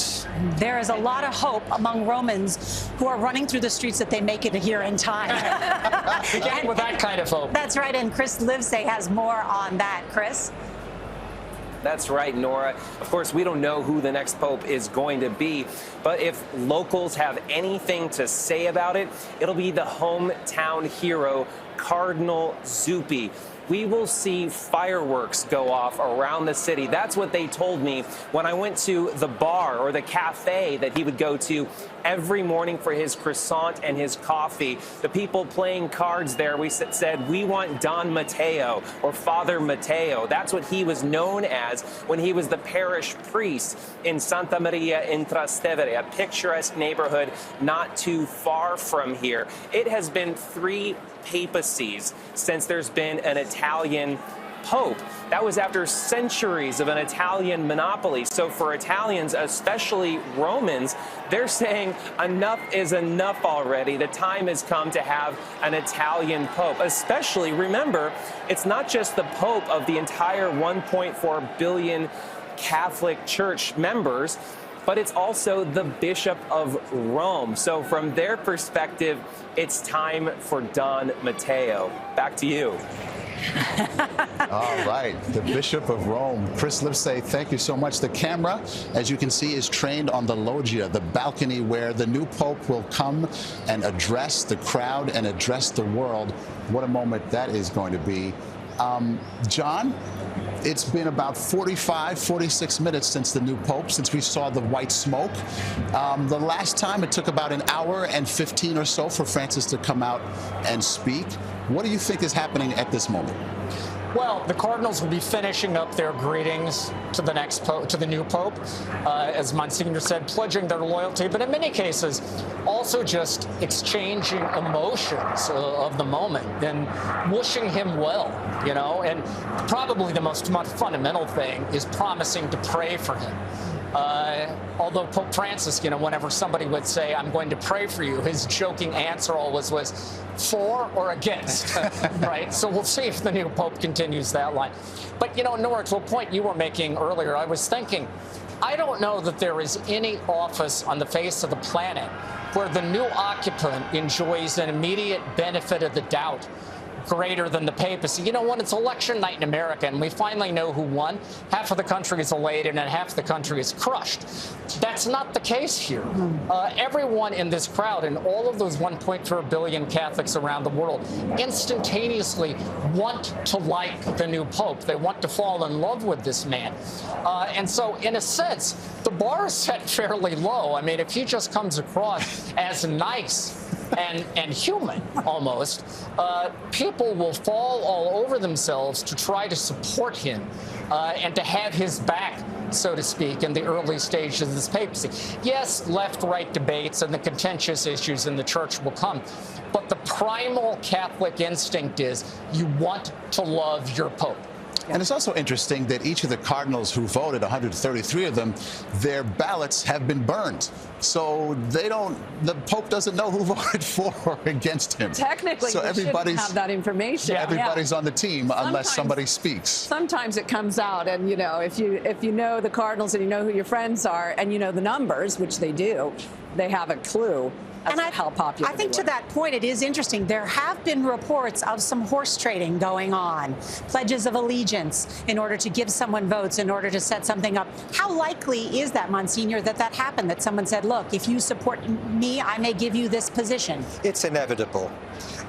It's inevitable because there is a need to rally behind one candidate. It happened with Pope Benedict, it happened with Pope Francis, and so I really do believe something of that happened today. Certainly, the Pope who's going to come to us, he went forward, but he needed that threshold of 89 votes. That's quite large. Two-thirds. Two-thirds. And certainly one of the other cardinals who was perhaps behind him, the word is perhaps he asked his supporters to give those votes to the Pope, who will come out on that balcony, isn't it wonderful, in just a few minutes' time. John, what do you just think? to fill out what the Monsignor is not saying, because of course he is a man of the cloth, is there have been reports that if the Secretary of State Parolin is the next Pope, that perhaps there was an agreement that was made with Cardinal Tagle of the Philippines. We don't know if that's true, but I am sharing what some of the rumors were surrounding this, if there were such horse trading and an alliance that went on to move this quickly. Are you saying there's politics inside this?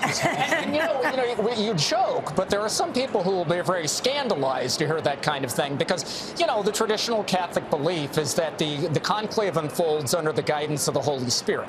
And so some people expect this to be a very pious exercise. But, as the famous medieval Catholic theologian Thomas Aquinas reminded us, grace builds on nature. It doesn't cancel it out. What that means is the fact that there's a spiritual dimension to this process doesn't make it any less human, and therefore doesn't make it any less political. If you're going to get to a 2/3 vote and you're going to do it in 4 ballots, there had to be some kind of sausage grinding going on behind the scenes. Politics, after all, there are people involved, right? This is the world's oldest democratic exercise, and where there is democracy, my friend, there are politics. And as we know from Pope Francis himself, after lunch on the second day, he had a sign that the votes were starting to coalesce behind him. That's exactly what happened. Pope Francis went back as Cardinal Bergoglio. There was a table, lunchtime, with 1 seat left on it. A group of Italian cardinals, and they beckoned Francis to come to their table, and they gave him a question time on what are his positions on liberation theology, on the ordination of women, etc.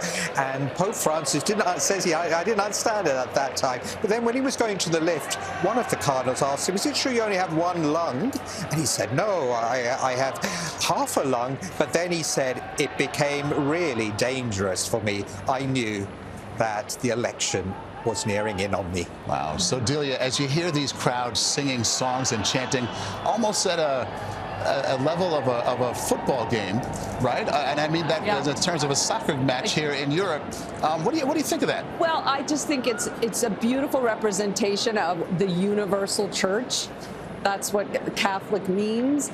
And even though many of those people may not be Catholic, I think obviously there is a wonderful attraction to the majesty and pageantry of the election of a new pope who symbolizes this wonderful moral authority for many people, symbolizes a tradition which has great respect around the world.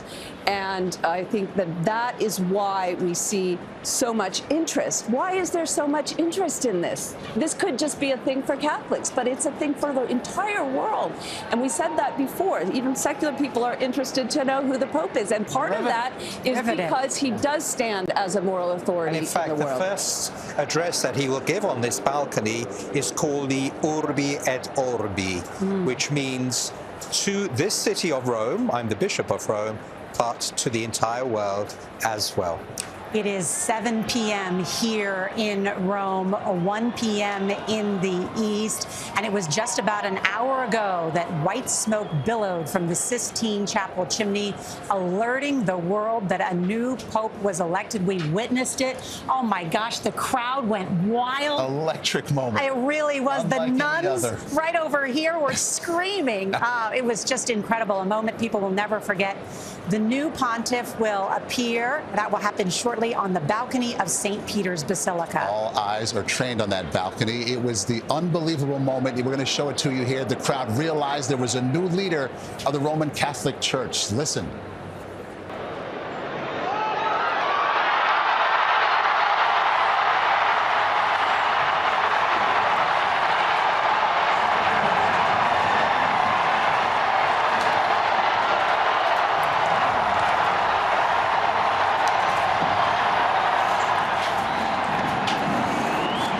You never forget that moment there. Let's go now to CBS Morning's co-host, Tony DeCopel. He is in St. Peter's Square. Tony? Hey, good to see you guys again. It's so amazing to experience the stages of emotion down here. They had that moment as the smoke came out, which you just played. People had their phones out, of course. They're recording it because they want to share it with folks back home. Then there's the attempt. You see people trying to send the videos and the text. The cell service is so bad it's not going through. So they reach to the old-fashioned method. They make a phone call. I've been looking around, and it's phone call after phone call after phone call. I've been yelling out, "Who are you calling? Who are you calling?" It's very often, Mom. You'll never guess where I am. You'll be so happy to know. They call their wives. They call their children. I met a man named Matt, a father from Kansas, Lawrence, Kansas. He's the reporter on the scene here. Happened to be here for a trip, but his daughter Kate's Catholic school there, I want to get this right, the Corpus Christi Catholic School in Lawrence, Kansas, they said, "Could you shoot some video for us?" I'm here to tell you, Kate, your dad's doing a great job. He's trying to send the video back, and it looks fantastic. We've reviewed it.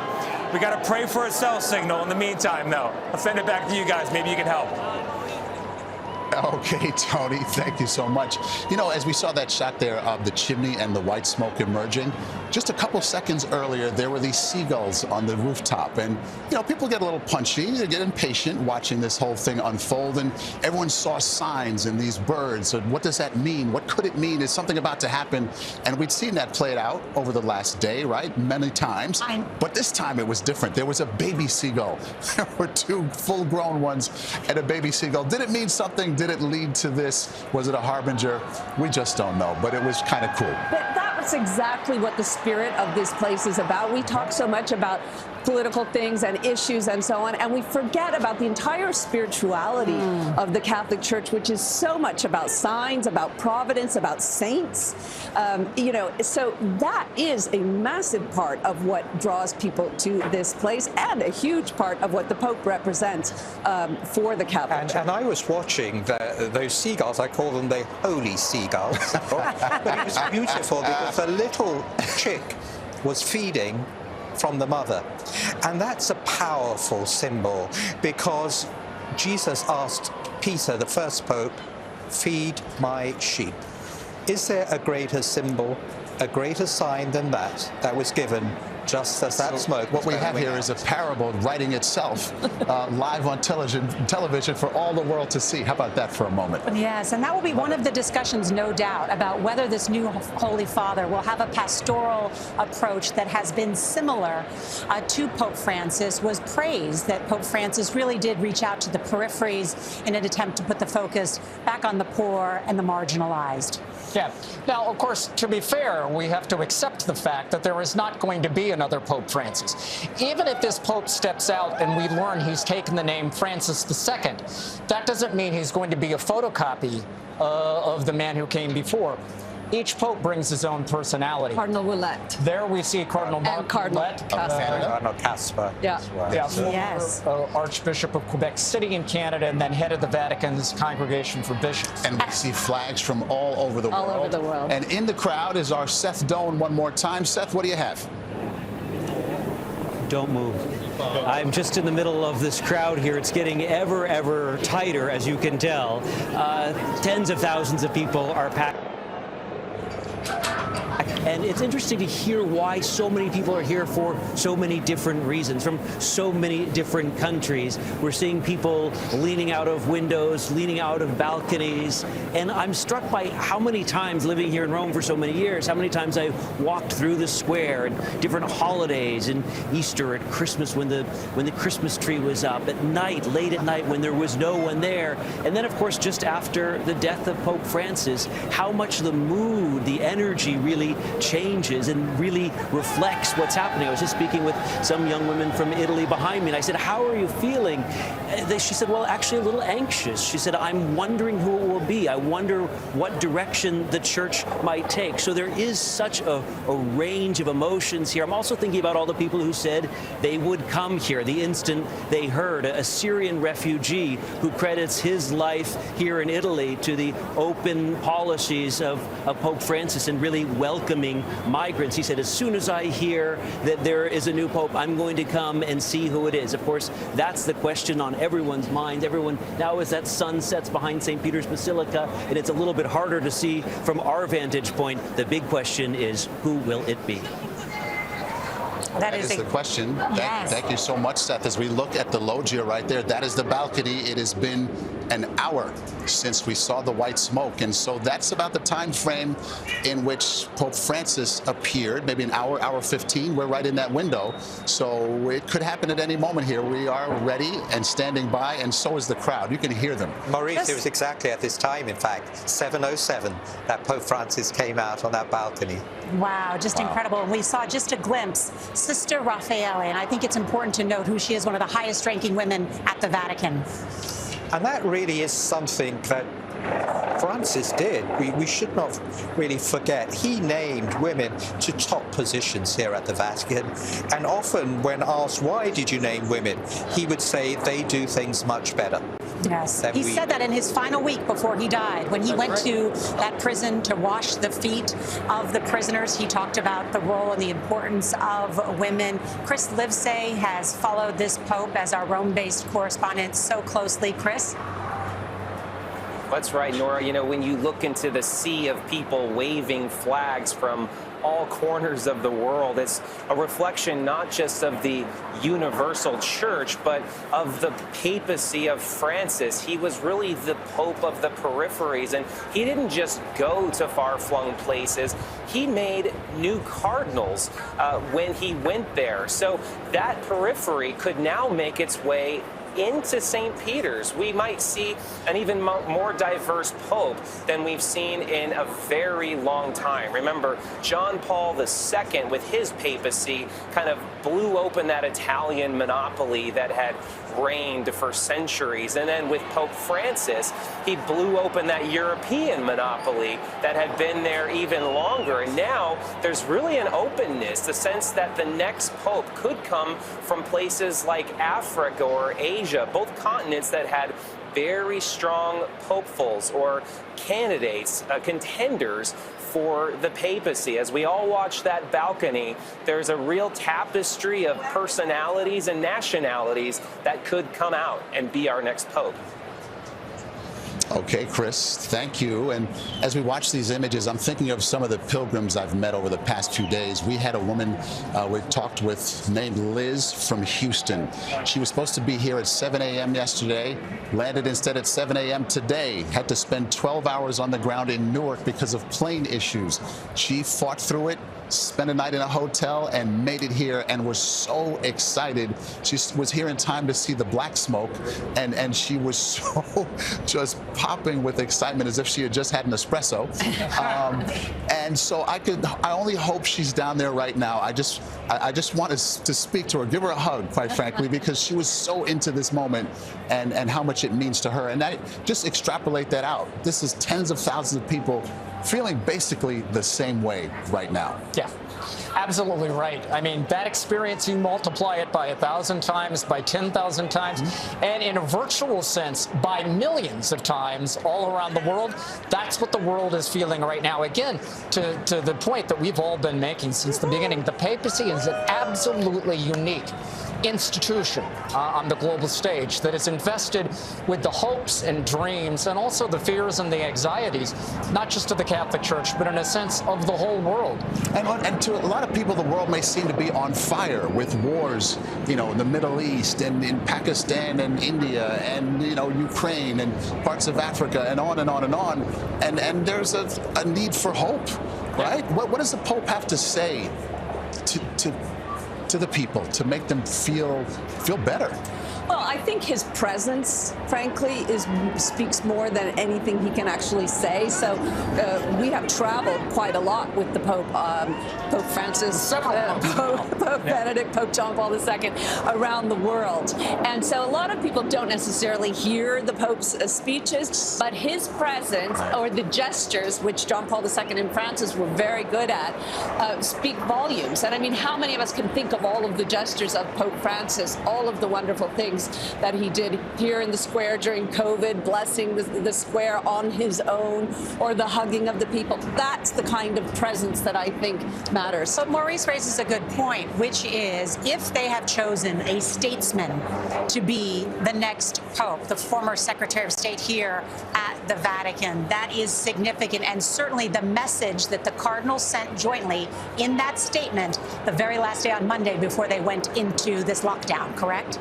Yeah, absolutely. But I think the fact that, for instance, should it be Cardinal Parolin, and of course we don't know that. Yes. And I want to put an exclamation point on that because we have to leave open the possibility of surprise. But should it be Cardinal Parolin? Sure. Here we go.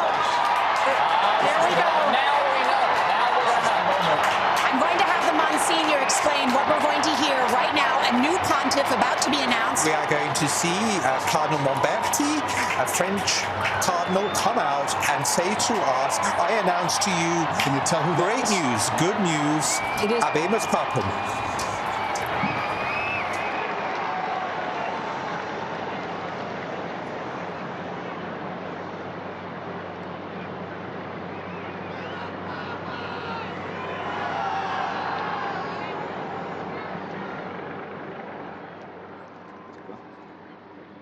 Annuncio vobis gaudium magnum.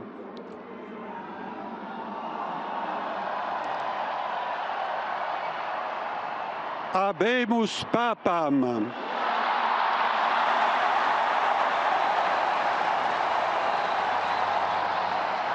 Eminentissimum, ac reverendissimum Dominum, Dominum Robertum Franciscum, Sancte Romane Ecclesiae, Cardinalem Prevost, qui sibi nomen imposuit Leonem XIV.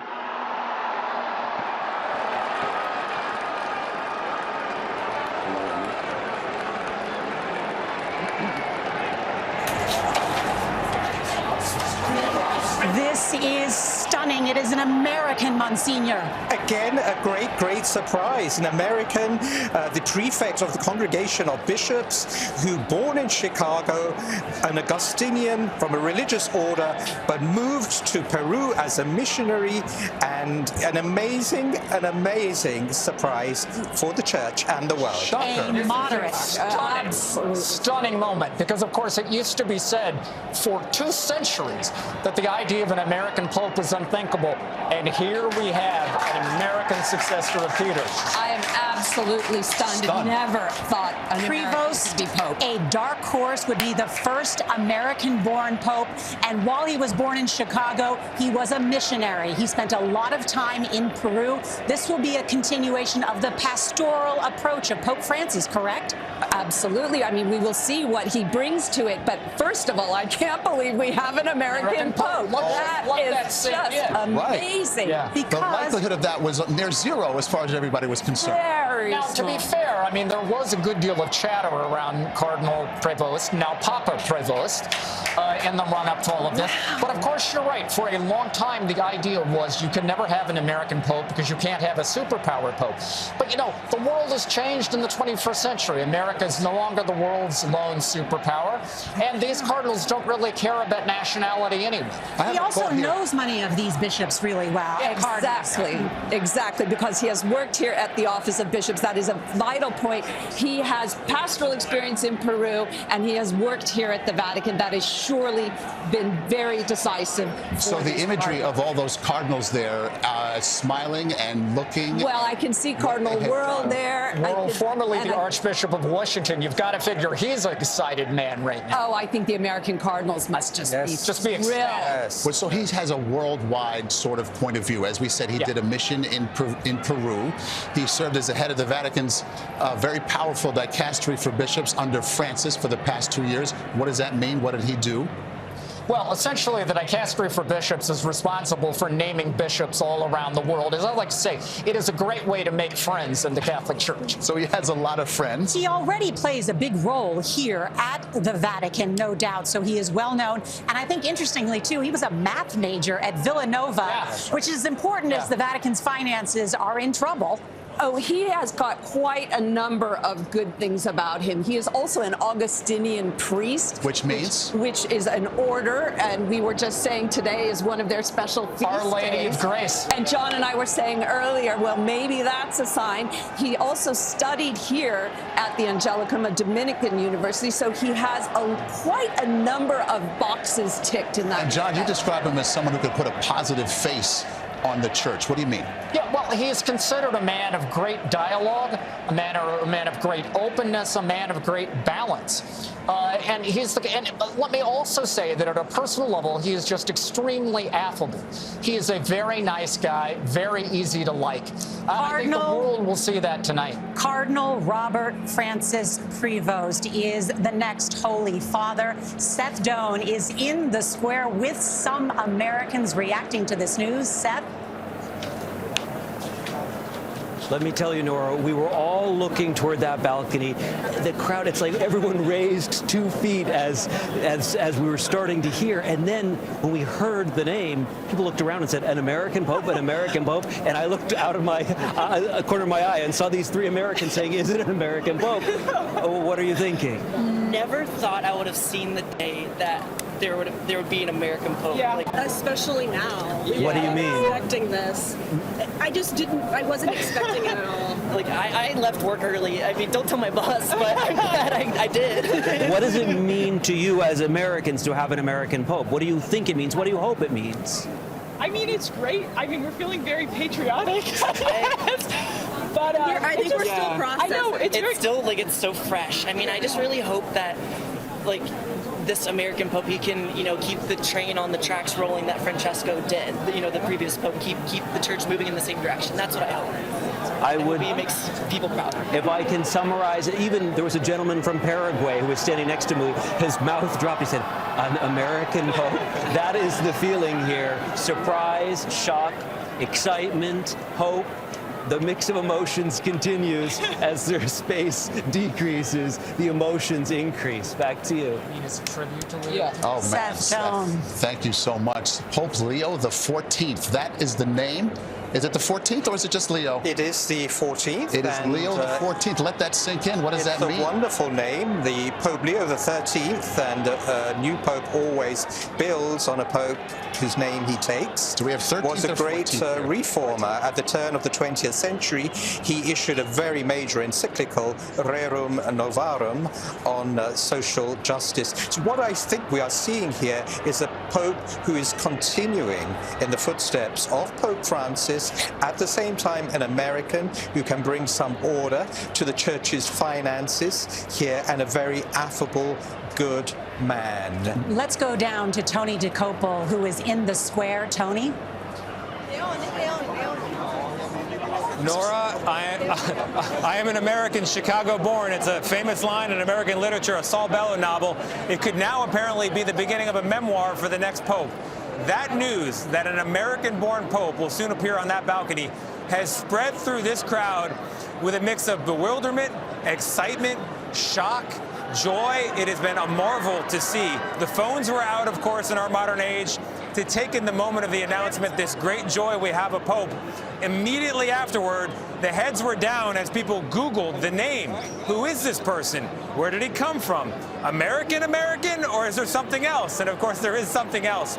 I would characterize the condition of the crowd here at the moment as still processing, as I send it back to you.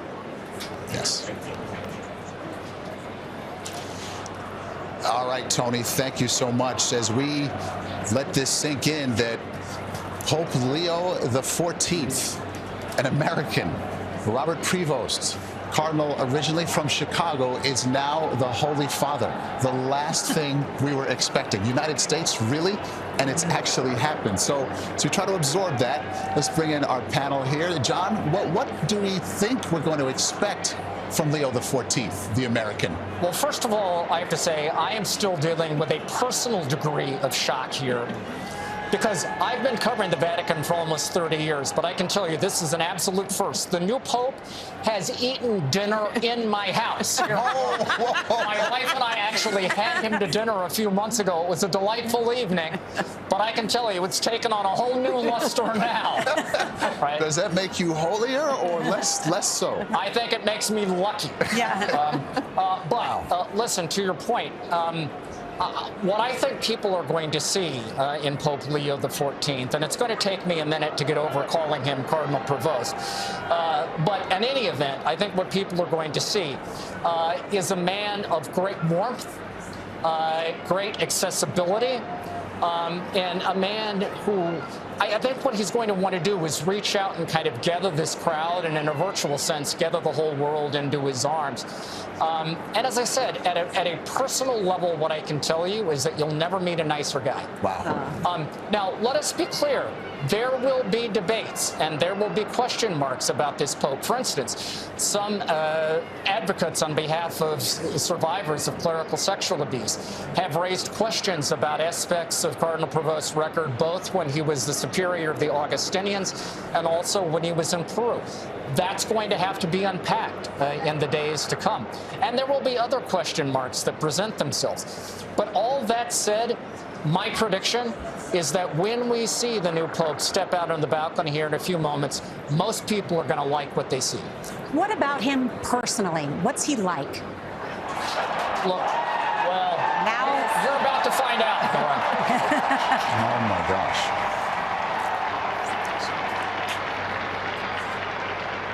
Cardinal Robert Francis Prevost has chosen the name Pope Leo XIV.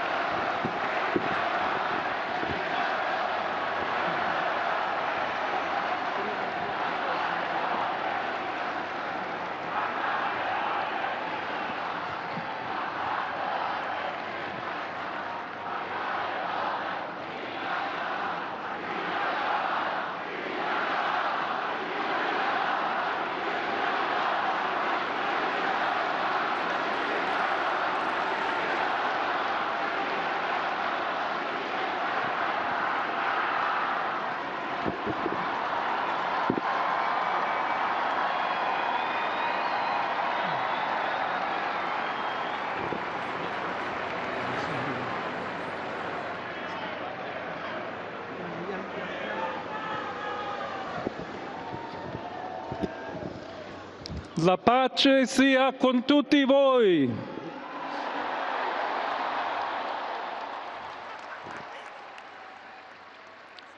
Fratelli, sorelle carissimi, questo è il primo saluto del Cristo risorto, il buon pastore che ha dato la vita per il gregge di Dio. Anch'io vorrei che questo saluto di pace entrasse nel vostro cuore, raggiungesse le vostre famiglie, a tutte le persone, ovunque siano, a tutti i popoli, a tutta la terra. La pace sia con voi.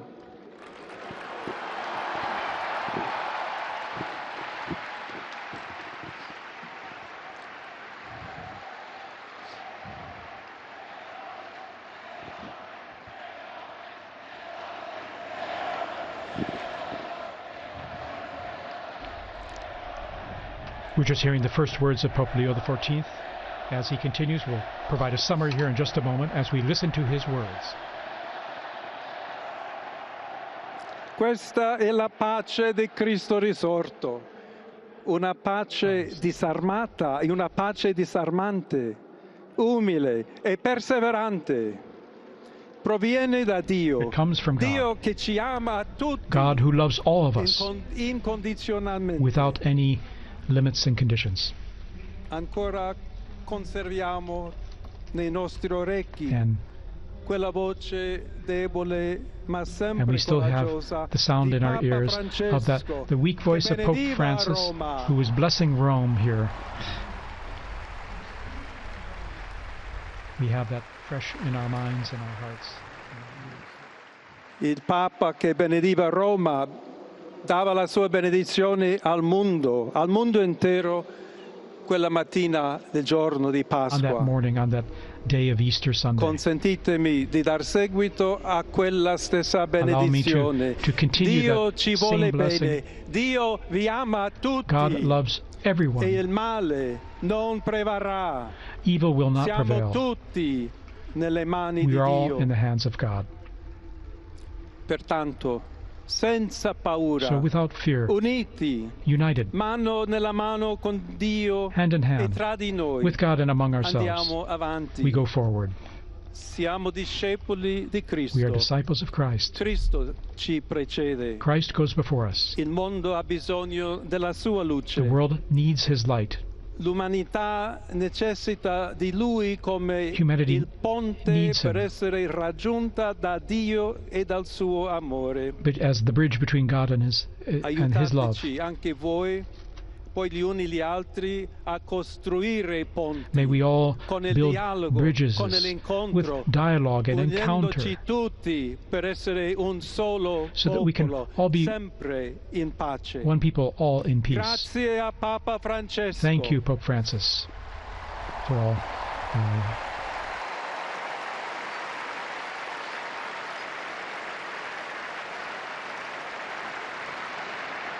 Voglio ringraziare anche tutti i confratelli I'd like cardinali to also che thank my brother hanno cardinals scelto me who chose per essere me to successore di be the Pietro successor of e Peter camminare insieme a voi and to come Chiesa walk along unita, with you, cercando sempre la pace, la giustizia, searching all together for cercando peace and sempre justice, lavorare come uomini and working e donne together, fedeli a Gesù Cristo, men and women faithful senza to Christ, paura, without fear, per proclamare to il Vangelo, proclaim the per gospel, essere missionari. to be missionaries.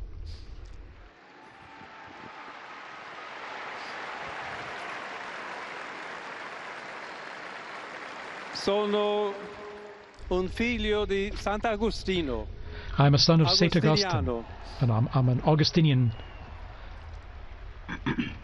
che ha detto: con voi sono cristiano who said, e per voi vescovo. with you I am a Christian, and for you I am a bishop. Tutti camminare So insieme may we all verso quella walk patria together towards that, la quale Dio ci ha preparato.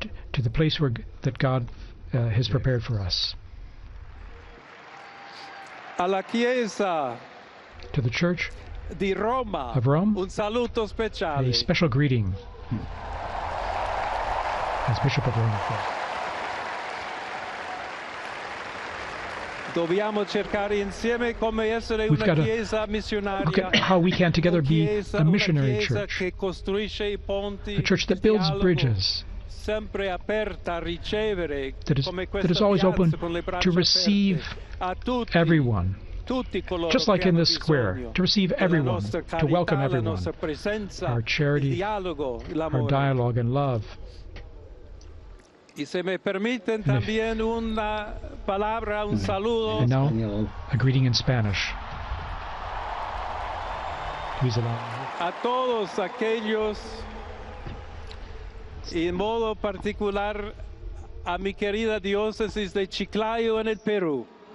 But especially to the people of my diocese of Chiclayo in Peru, donde un pueblo fiel ha acompañado a su obispo, ha compartido su fe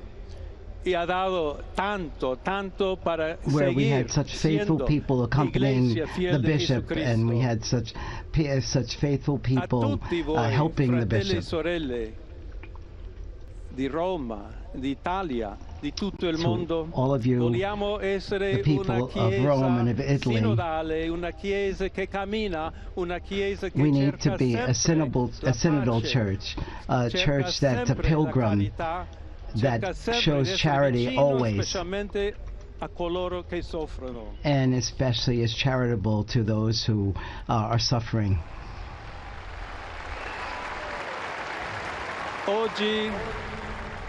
Today,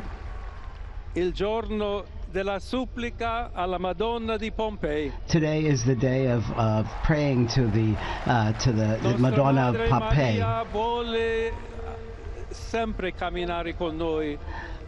Our Blessed Mother Mary always wants to be close to us. She always wants to intercede for us through her love. So let us pray together for this new mission, for all of the church, for peace in the world, that she will help us give us a special grace, our Mother. Hail Mary, full of grace, the Lord is with you. You are blessed among women, and blessed is the fruit of your womb, Jesus. Holy Mary, Mother of God, pray for us sinners, now and at the hour of our death. Amen.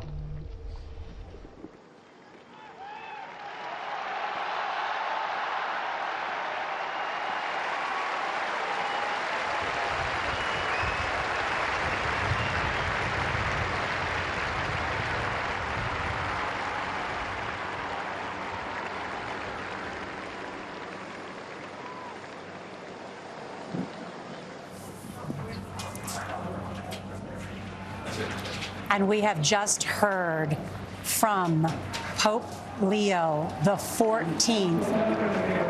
And there's more. And the Holy Father Pope Leo and to all people a mezzo della radio, della televisione e delle altre tecnologie through di new technology, comunicazione, online, everywhere. concede l'indulgenza plenaria nella forma stabilita dalla Chiesa. Preghiamo Dio Onnipotente perché conservi a lungo il Papa a guida della Chiesa e conceda pace e unità alla Chiesa in tutto il mondo. And the entire world. Now he'll give this most solemn blessing to the entire world, to all of you joining us. To everyone. So we now prepare ourselves to receive this solemn blessing.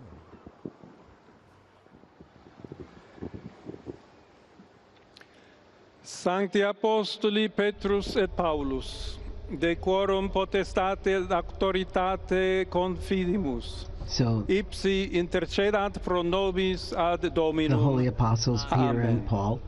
Precibus et meritis Beate Mariae semper Virginis. And we also pray to the Blessed Mary, Beate Ioannis Baptiste, to Sanctorum Apostolorum Petri et Pauli et omnium sanctorum. Misereatur vestri omnipotens Deus, et dimissis omnibus peccatis vestris, perducat vos Iesus Christus ad vitam aeternam. Amen. Indulgentiam, absolutionem et remissionem omnium peccatorum vestrorum, spatium vere et fructuose penitentiae, cor semper penitens, et emendationem vitae, gratiam et consolationem Sancti Spiritus, et finalem perseverantiam in bonis operibus tribuat vobis omnipotens et misericors Dominus. Amen. Et benedictio Dei omnipotentis, Patris et Filii et Spiritus Sancti descendat super vos et maniat semper.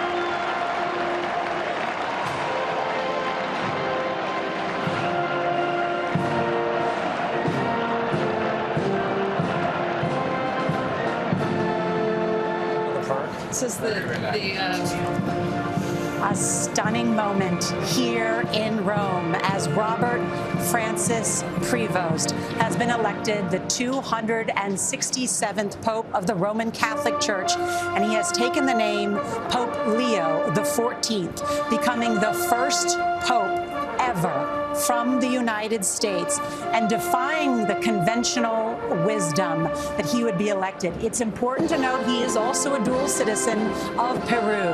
This is a missionary. This is a parish priest. This is a teacher who speaks 5 languages and also happens to read Latin and German. But this will be seen as a continuation of Pope Francis. Right, Monsignor Figueiredo? The Holy Spirit always gives us the Pope that we need at this particular moment of time. And what we've just heard from Pope Leo XIV, just grasp that, the first American Pope in history, are the words of peace, of building bridges, dialogue, going out to those who are suffering, a church that is missionary. It also struck me that he mentioned Pope Francis several times. We are certainly going to see continuity from this North American Pope who lived also in South America. An amazing most certainly feels that way. A moment for humanity, a moment for the Catholic Church, a moment for everybody assembled here. The new Pope thrilling the crowd, showing off his language skills as he disappears there inside the balcony, using Italian, Spanish, Latin, very fluently, very easily, very comfortably. He said a lot of things. He said, may we build bridges. He said, thank you to Pope Francis a number of times. He talked about working together towards the path that God has prepared for us to revive everyone, to receive everyone, to welcome everyone, rather. Evil will not prevail. He spoke words that sounded very much like they came from Pope Francis. I think this is certainly the case. He's obviously got to carry on with all that was good about Pope Francis's papacy. If we remember the Cardinals speaking before the election that they wanted maybe some unity, some stability, those were words that we heard. This might be the man that they thought could bring both the Francis pastoral aspect, but probably the American-style order, stability, and so on to the Vatican and to the papacy in general. I seem to gather that that is what he might represent for the Cardinals. And he had the pastoral experience in Peru, but he seems to be somebody also who has worked here at the Congregation for Bishops at the Vatican, probably is able to take things by the cuff and deal with them. And even the way he was dressed in some ways harkened back to a somewhat more conventional look for the Pope, not just the simple white papal cassock, but also the other regalia. But you know what I was struck by? And you know, Nora, before we heard from Pope Leo, you had asked me what's he like. I mean, I think you just saw the man I know standing on that balcony. For one thing, that was an incredibly articulate, thoughtful, and relatively, by the standards of these things, lengthy papal reflection, which he only had a few fleeting moments to pound out before he stepped out onto that balcony. I mean, you have to give him props for being able to put something like that together in the emotion, the flush of emotion of the moment. And I think that's also an insight into the kind of man Pope Leo XIV is. A man of great heart, but also great intellect. And I think we're going to see that play out in the days, months, and years to come. We should note he is 69 years old, born in Chicago, Illinois, but spent a great deal of his time in Peru as a missionary, as a parish priest. And as Maurice mentioned in his remarks, he said, God loves everyone, a God who loves all of us. That also was a nod to Francis, whose famous phrase, todos, todos, todos. The church is for everyone. Again, this outreach that is, they are so insistent on making sure everyone knows. Pope Leo XIV, who, by the way, lived right next door to us at the Augustinianum, so we can expect him to come and pick up his luggage, perhaps this evening or tomorrow, seemed to me extremely serene. And he mentioned his own diocese, which is a very poor missionary diocese in Peru. I think that's very, very touching that we're going to see a pope very much in the footsteps of Pope Francis. So interesting. You know, so much depends. When we first see a pope, we have ideas, and then we see as the papacy goes on, how does it change him as well, the office. But certainly from a first impression, it does seem that he has this kind of sensibility and sensitivity. We saw it almost tearing up, right? And yet we know he must also be somebody who is able to handle councils and finances and so on, because he also holds that position here at the Vatican. So the wonderful pastoral comment and remembering his village in Peru, but obviously the Cardinals see in him somebody who can also be a very strong leader. And I think particularly you mentioned the financial problem. Let us not be naive. The Vatican is facing a very serious financial crisis, particularly an unfunded pension liability problem. And I think the election of American, there is something deep in the Vatican's DNA. When money is an issue, look to America. I'm reminded of the fact that in 1922, when they had to elect a new pope after the death of Benedict XV, the Vatican was basically broke. They had no way to pay for that conclave. So the Camerlengos sent an emergency message to the papal ambassador of the States saying, tell the bishops to open their wallets, which they did was how they financed that conclave, and something of the same instinct may be going on here. And as Monsignor Figueiredo was talking about with us, some of the wealthiest Catholics in the world are from where? From the United States. In fact, I was with a group just this past week, the Papal Foundation, who are handing Pope Leo XIV $16 million this week. Whoa. Whoa, and that is significant. I just want to, there's so much to talk about what this means, but I do want to get a sense of that crowd, too, that has been spending hours in the hot sun in order to get a sense of who the Cardinals elected today. So Tony DeCopel of CBS Mornings is down in the square. Tony? Hey, Nora. Well, the crowd is starting to clear out now, but there's a moment from when the Pope appeared, the new Pope appeared on the loggia, the balcony there, that's going to linger with me for a long time. Like the eyes of the world, my eyes were faced to him towards St. Peter's Basilica, but at a certain point, for some reason, I'm not sure, I turned away and I looked instead at the crowd itself, and you have what seems like all of humanity. I have to pause for a second because a crowd just walked by chanting USA, USA. I'll get to that in a moment. First, the humanity. Turning to my left, people down the avenue as far as the eyes could see. And some are in prayer, their eyes closed, their head down. Others are looking skyward to the heavens. But each and every one I saw had a look of serenity on their face, and that's really what this is all about. Now, about the men chanting USA, USA. The Americans in the crowd found me. There's another chant. And we looked at each other and said, an American Pope? An American Pope? And then other people that were not American were doubtful. They were, are you sure? Are you sure? And then when Pope Leo from the stage said, hello to my people in Peru, major points. Suddenly he's not the American Pope. He's the South American Pope. So there's two answers to the question of where he's from. If you're American, you'll say he's from Chicago. If you're not from America, you'll say he's from Peru. I can only imagine, Maurice, what is happening in Chicago right now. They must just be losing their collective spiritual minds. John Allen, no one was more surprised up here than you. You know Robert Prevost, Pope Leo XIV, personally. What kind of Pope do you imagine he's going to be? Well, I think in a nutshell, you saw it in his performance on that balcony. I think he will be a man of great commitment to the social agenda, the peace and justice agenda of Pope Francis. Perhaps a bit more conventional in terms of his approach to some of the disputed internal doctrinal questions in the church. But above all, a blend of great heart and also great mind. I mean, if you think about the sort of sense of the moment and the sense of self it took for him to step out and deliver that almost State of the Union address that he gave not long ago. I mean, that was the product of a man who has an enormous sense that it's the product of a lifetime's experience of what this role of being Pope means. And as you say, he wrote that in less than an hour. He pounded it out, as it were, and delivered it beautifully and flawlessly. Yep. Take us to the dinner you had with him just the other day. What was that like? What's he talk about? What kind of person person are we talking about?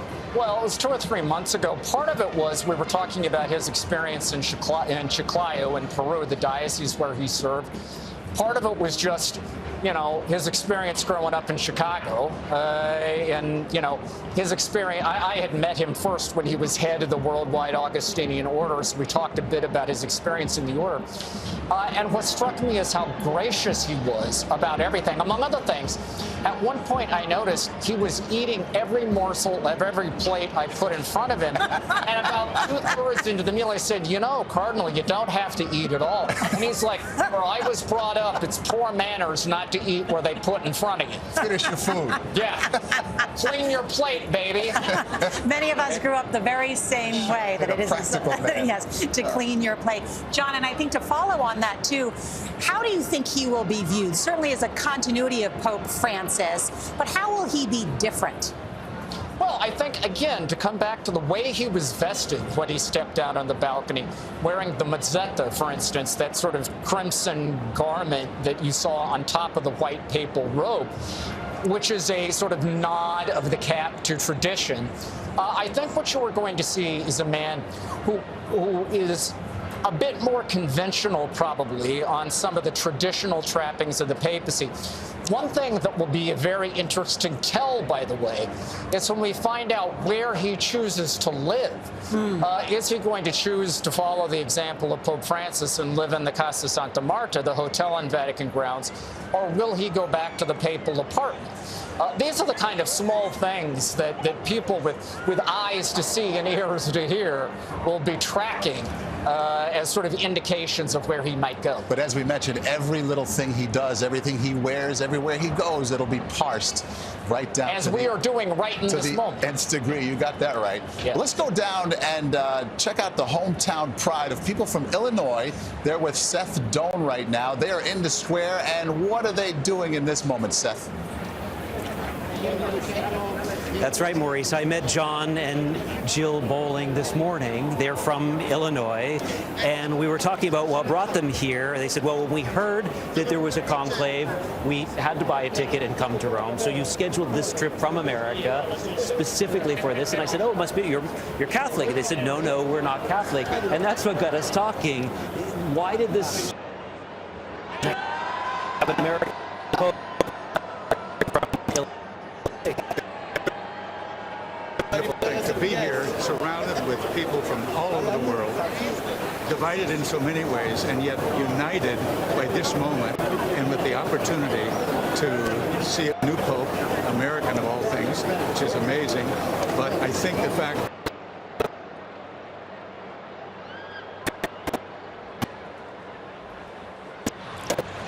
All right, a little trouble there with Seth's signal. We'll come back to Seth in just a little bit. Father Monsignor Figueroa, you talked about not having a father in the spiritual sense after losing Pope Francis. Now you have one. What is that like? What does that mean? I think we really need to remember as well that Pope Leo XIV is an Augustinian. That's a religious order in the Catholic Church, founded by St. Augustine. St. Augustine was a very human man. He knew his own weakness. For many, many years, he lived with a woman. He had an illegitimate son.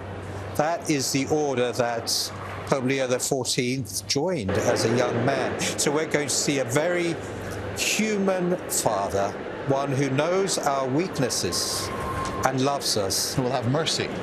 Will have mercy. You know, it's interesting, John, as we were talking about and exploring that question of how he may be different than Pope Francis. I know you've said that he's more pragmatic, more cautious, maybe more discreet, but he has also been outspoken on the issue of immigration and migrants, for instance. So he too, like you said, we don't know. He could too also be a revolutionary pope. Oh, very much so. I mean, one thing I think you can take to the bank is that Pope Leo XIV is an extremely thoughtful man. And he is going to believe in his heart, in his soul, that God has put him in this role not to waste it, but to do something special with it. And I think you heard him say he wants to do that in concert with the other cardinals and all those in the church. But I think he realizes he has been chosen to lead and he's going to want to take advantage of that. And I think on all kinds of issues, immigration is certainly one. I mean, and of course, he understands the immigration issue on both sides of the coin, because as an American, he understands what it's like to be from a receiving nation. But as a bishop from Peru, he also understands what it's like for those who embark on the journey of immigration. And so we'll have a great understanding of that issue. But there is this alchemy that goes on when a man is elected pope. Pope Francis used to say, because it was always so surprising, his reputation in Argentina was being sort of cold, distant, aloof, and yet when he became pope, he became this electric, maverick figure, and people would ask him, where did that come from? And he would always say, the grace of office.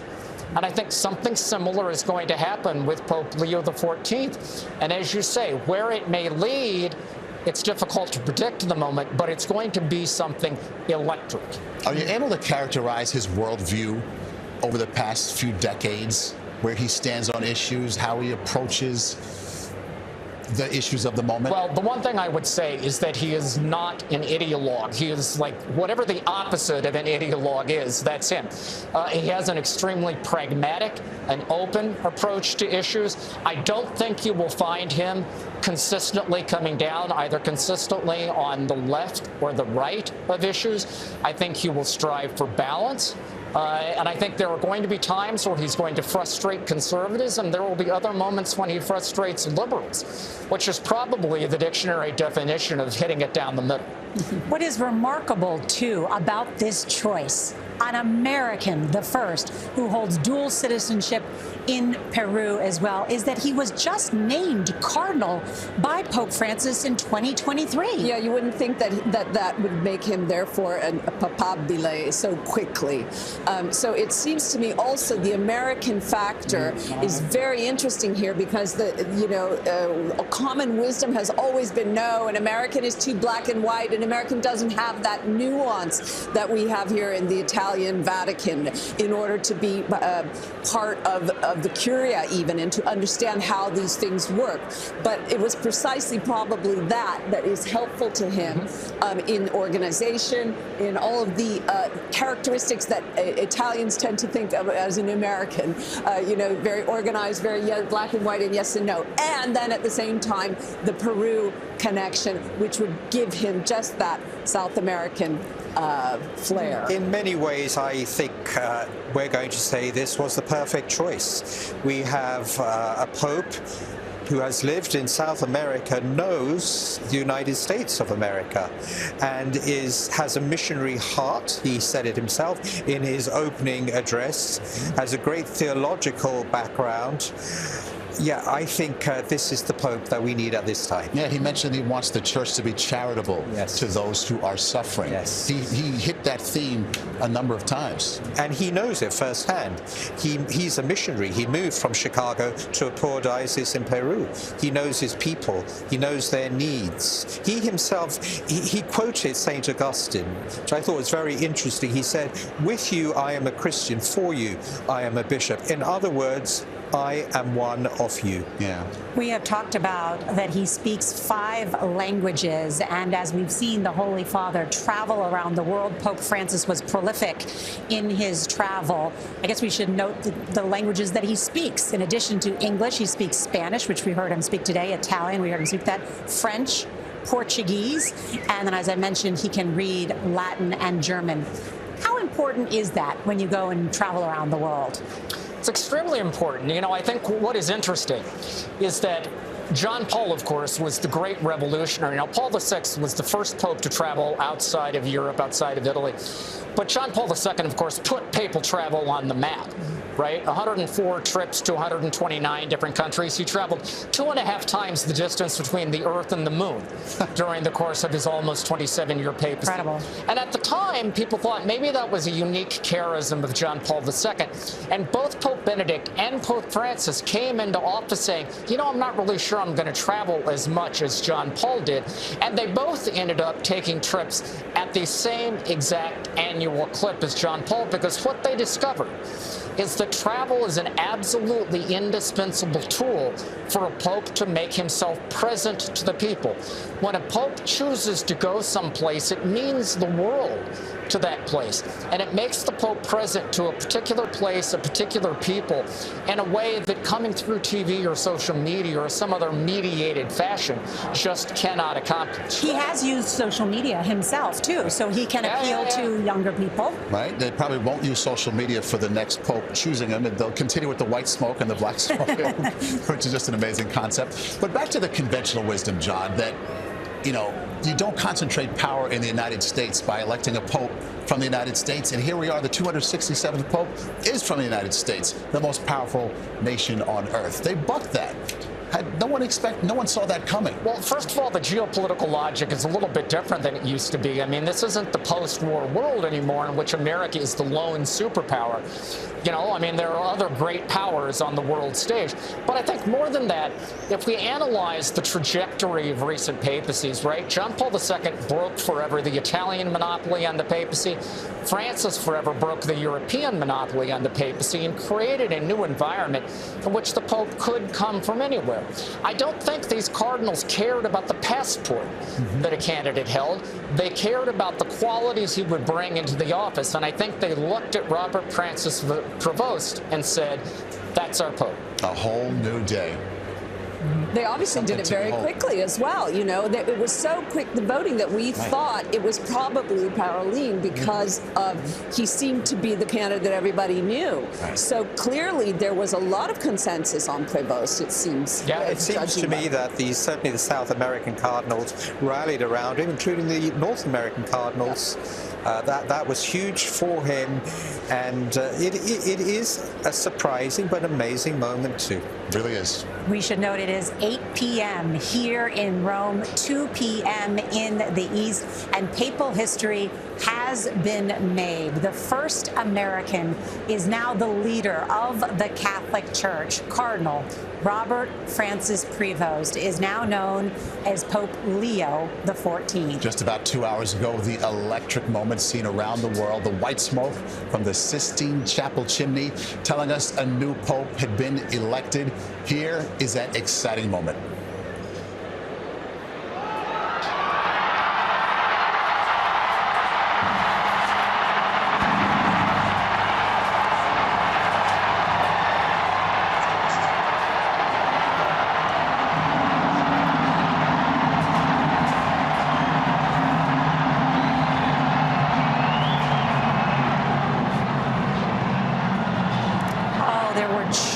Everywhere, goosebumps, and then an hour later, Pope Leo XIV greeted the world for the first time to grant his Urbi et Orbi a blessing. Take a listen.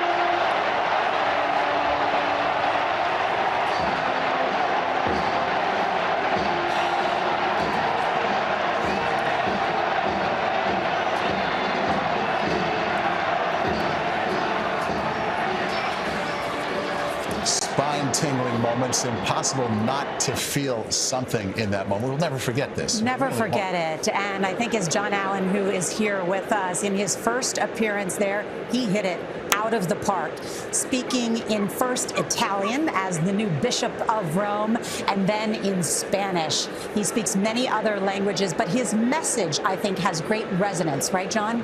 Oh, absolutely. I mean, if you think about what he was able to pack into that address, I mean, there was a great homage to Pope Francis that ran through it, but also a great nod to his Augustinian roots. And, as we've been talking about him and his background, we haven't really hit much on the fact that he was twice a leader of his own Augustinian order. He was the superior in Peru, and then he was the superior of the worldwide Augustinian order. So his background as a missionary isn't just South America, it's really the whole world, because the Augustinian order is present straight across the planet.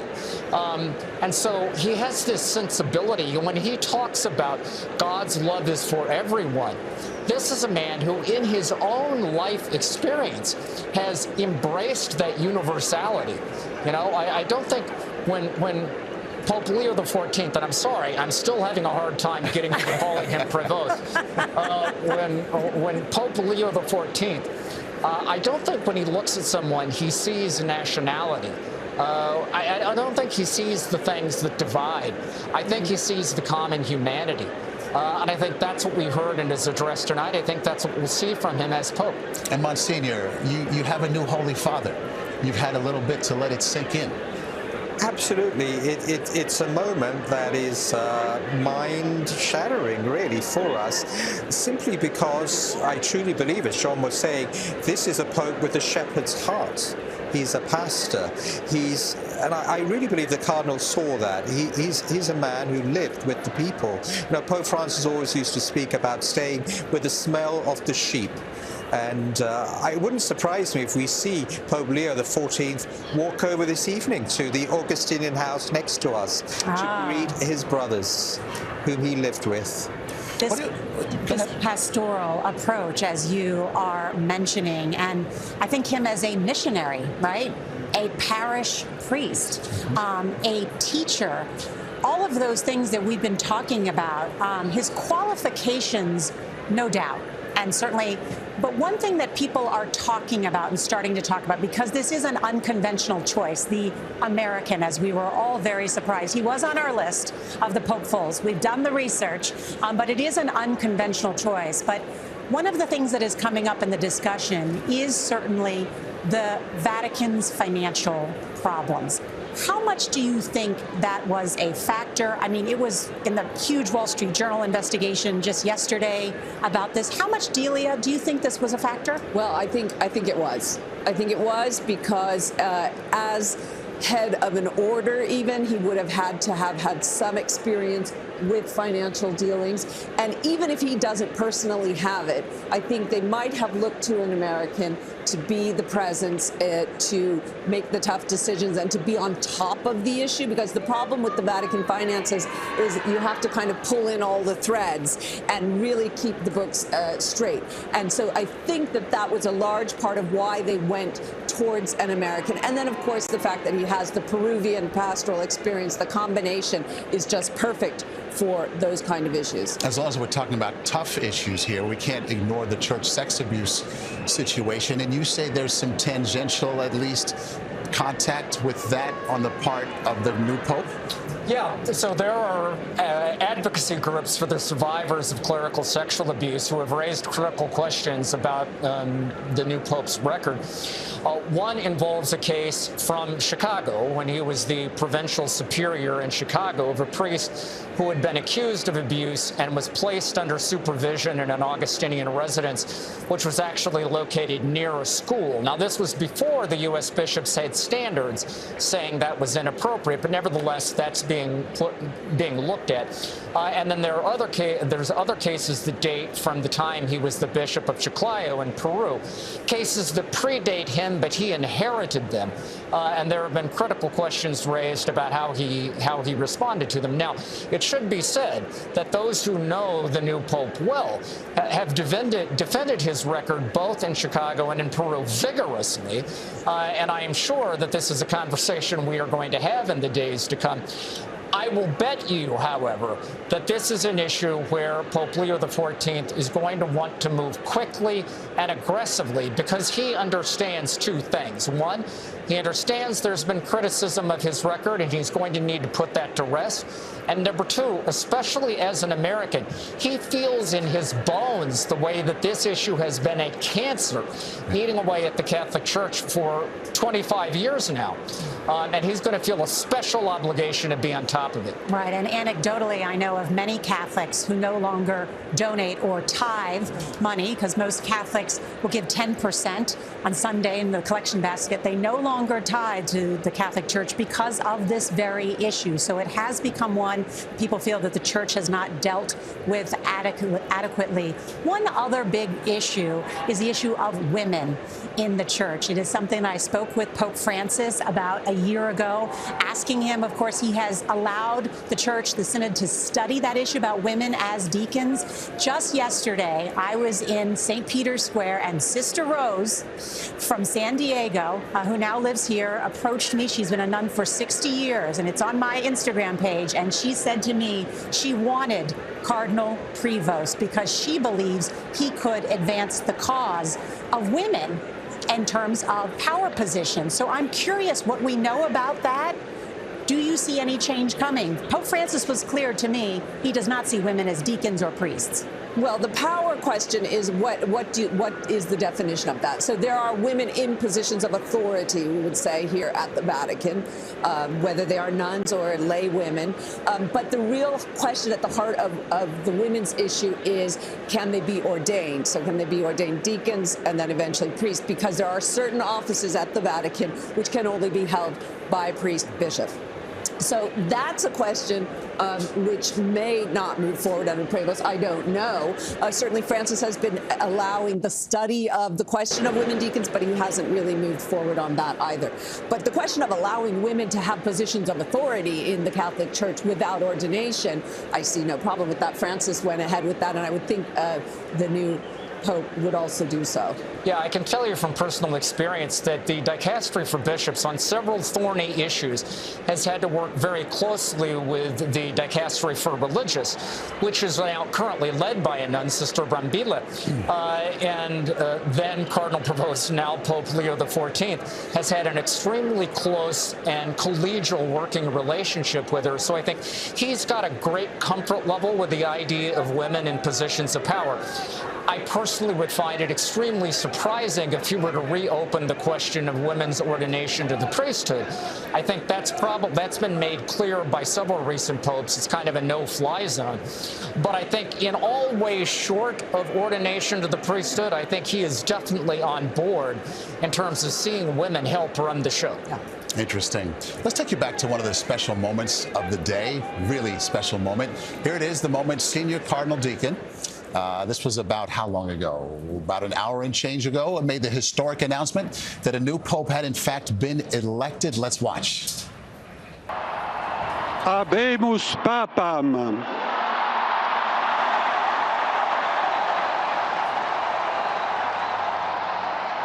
Eminentissimum, ac reverendissimum Dominum, Dominum Robertum Franciscum, Sancte Romane Ecclesiae, Cardinalem Prevost.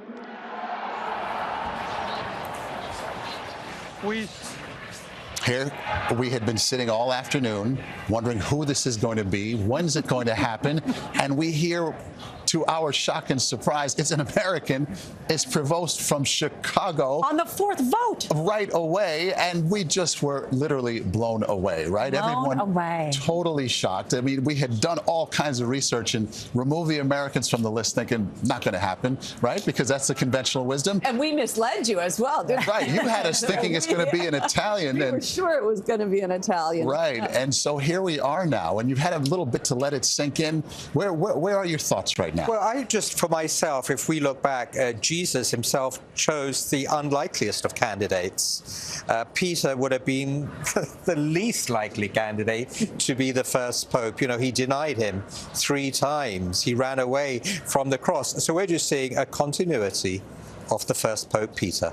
I was just looking back in terms of an interview he gave as when he became the leader of the dicastery of bishops here at the Vatican, where he has had this powerful position after just becoming cardinal in 2023. And when he got that powerful position, he said, "I still consider myself a missionary." This is a missionary, a parished priest, a teacher who speaks multiple languages. I just think that's a key part of this. A math major from Villanova. His biography tells us a lot about him. Absolutely. A kind of regular guy, the common man like Francis was, but seems to have another part of him which is going to help with a lot of the issues administratively at the Vatican that they wanted. And I think if we were talking about the Paroline earlier, that was one of the problems with him. Yes, he could have done the administrative side, but not necessarily the pastoral side. So they found somebody who's a wonderful pastor as well. Interesting. Leo XIV, among his first words were to say, "Thank you, Pope Francis," not once or twice. It felt like at least 3 times. Yes. Very important to underscore that. Tony DeCopel in the square as people begin to thin out there. And what are your final thoughts here, Tony? Well, Maurice, we're all fixated on this idea that it's an American-born pope, maybe a debate with the Americas, plural. There was someone with a flag. They were being chased around, some chants of USA, USA. But it occurs to me we should be thinking about this very, very differently. This is a 2,000-year-old institution, divinely revealed, divinely created, bigger and older than any country on earth. It's beyond nations. It's beyond any individual person. It's beyond a resume. That's the lesson I've learned in chatting with people as they filter out. They are feeling the big thoughts, and I think we should leave people with those as well. This is about humanity, not about any country or location on a map. All right, Tony, thank you. Tony, thank you very much. And Monsignor Figueiredo, a final thought as we wrap up today's historic coverage. After a Polish pope, a German pope, an Argentinian pope, we are left surprised again with an American pope. But God says this is the pope the world and the church needs at this time of history. That's right. An incredible moment here, and thank you all for joining us to witness the tens of thousands that ran to the square for this very moment after hearing the bells ring across Rome. The nuns who were here with us at the convent who cried out in excitement and then sang hallelujah after they saw Robert Francis Prevost come out on St. Peter's Basilica on the loggia to say the church is for everyone. So as the sun sets here in Rome, a new chapter for the Roman Catholic Church. The 267th Pope is Pope Leo XIV, born in Chicago. Wow, but has spent so much time. I mean, just to say it. That's the last thing we expected today, right? I know. And then he spent so much time, as we've talked about, is a missionary in Peru. He will no longer be known as Cardinal Prevost, but as we mentioned, Leo XIV, an Augustinian that has such great significance. And we were all here to witness the white smoke appearing just before 6:08 this evening, right here in Rome, signaling that he had secured at least 89 of the votes from the 133 cardinal electors. I've seen this 3 times now, and each time it's different, it's unique, and absolutely incredible. Just 2 days to reach that 2/3 majority. Pope Leo XIV is seen as a progressive on many social issues. Overall, many view him as a centrist. And like his predecessor, Pope Francis, Prevost has spent time embracing marginalized groups. We shall see going forward, most certainly. Our coverage will continue on CBS News 24/7, your local news, and tonight on a special expanded edition of the CBS Evening News. We thank you to all of our correspondents, contributors, and entire crew here in Rome. This has been a CBS News special report. Alongside Nora O'Donnell, I'm Maurice Dubois. Good day.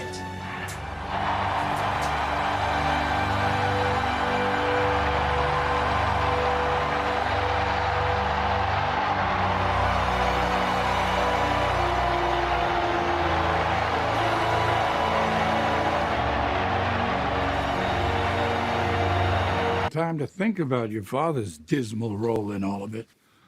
That Leslie woman said that he threatened her. That he said that someone would pull up to her one day and take her baby. How could he do that? I mean, she's a whole lot of crazy, but she didn't make Eva up. No. That, at least, she was credible. Oh, I hate this. From the way he's treated my mom, there's no secret that Dad is not a great guy.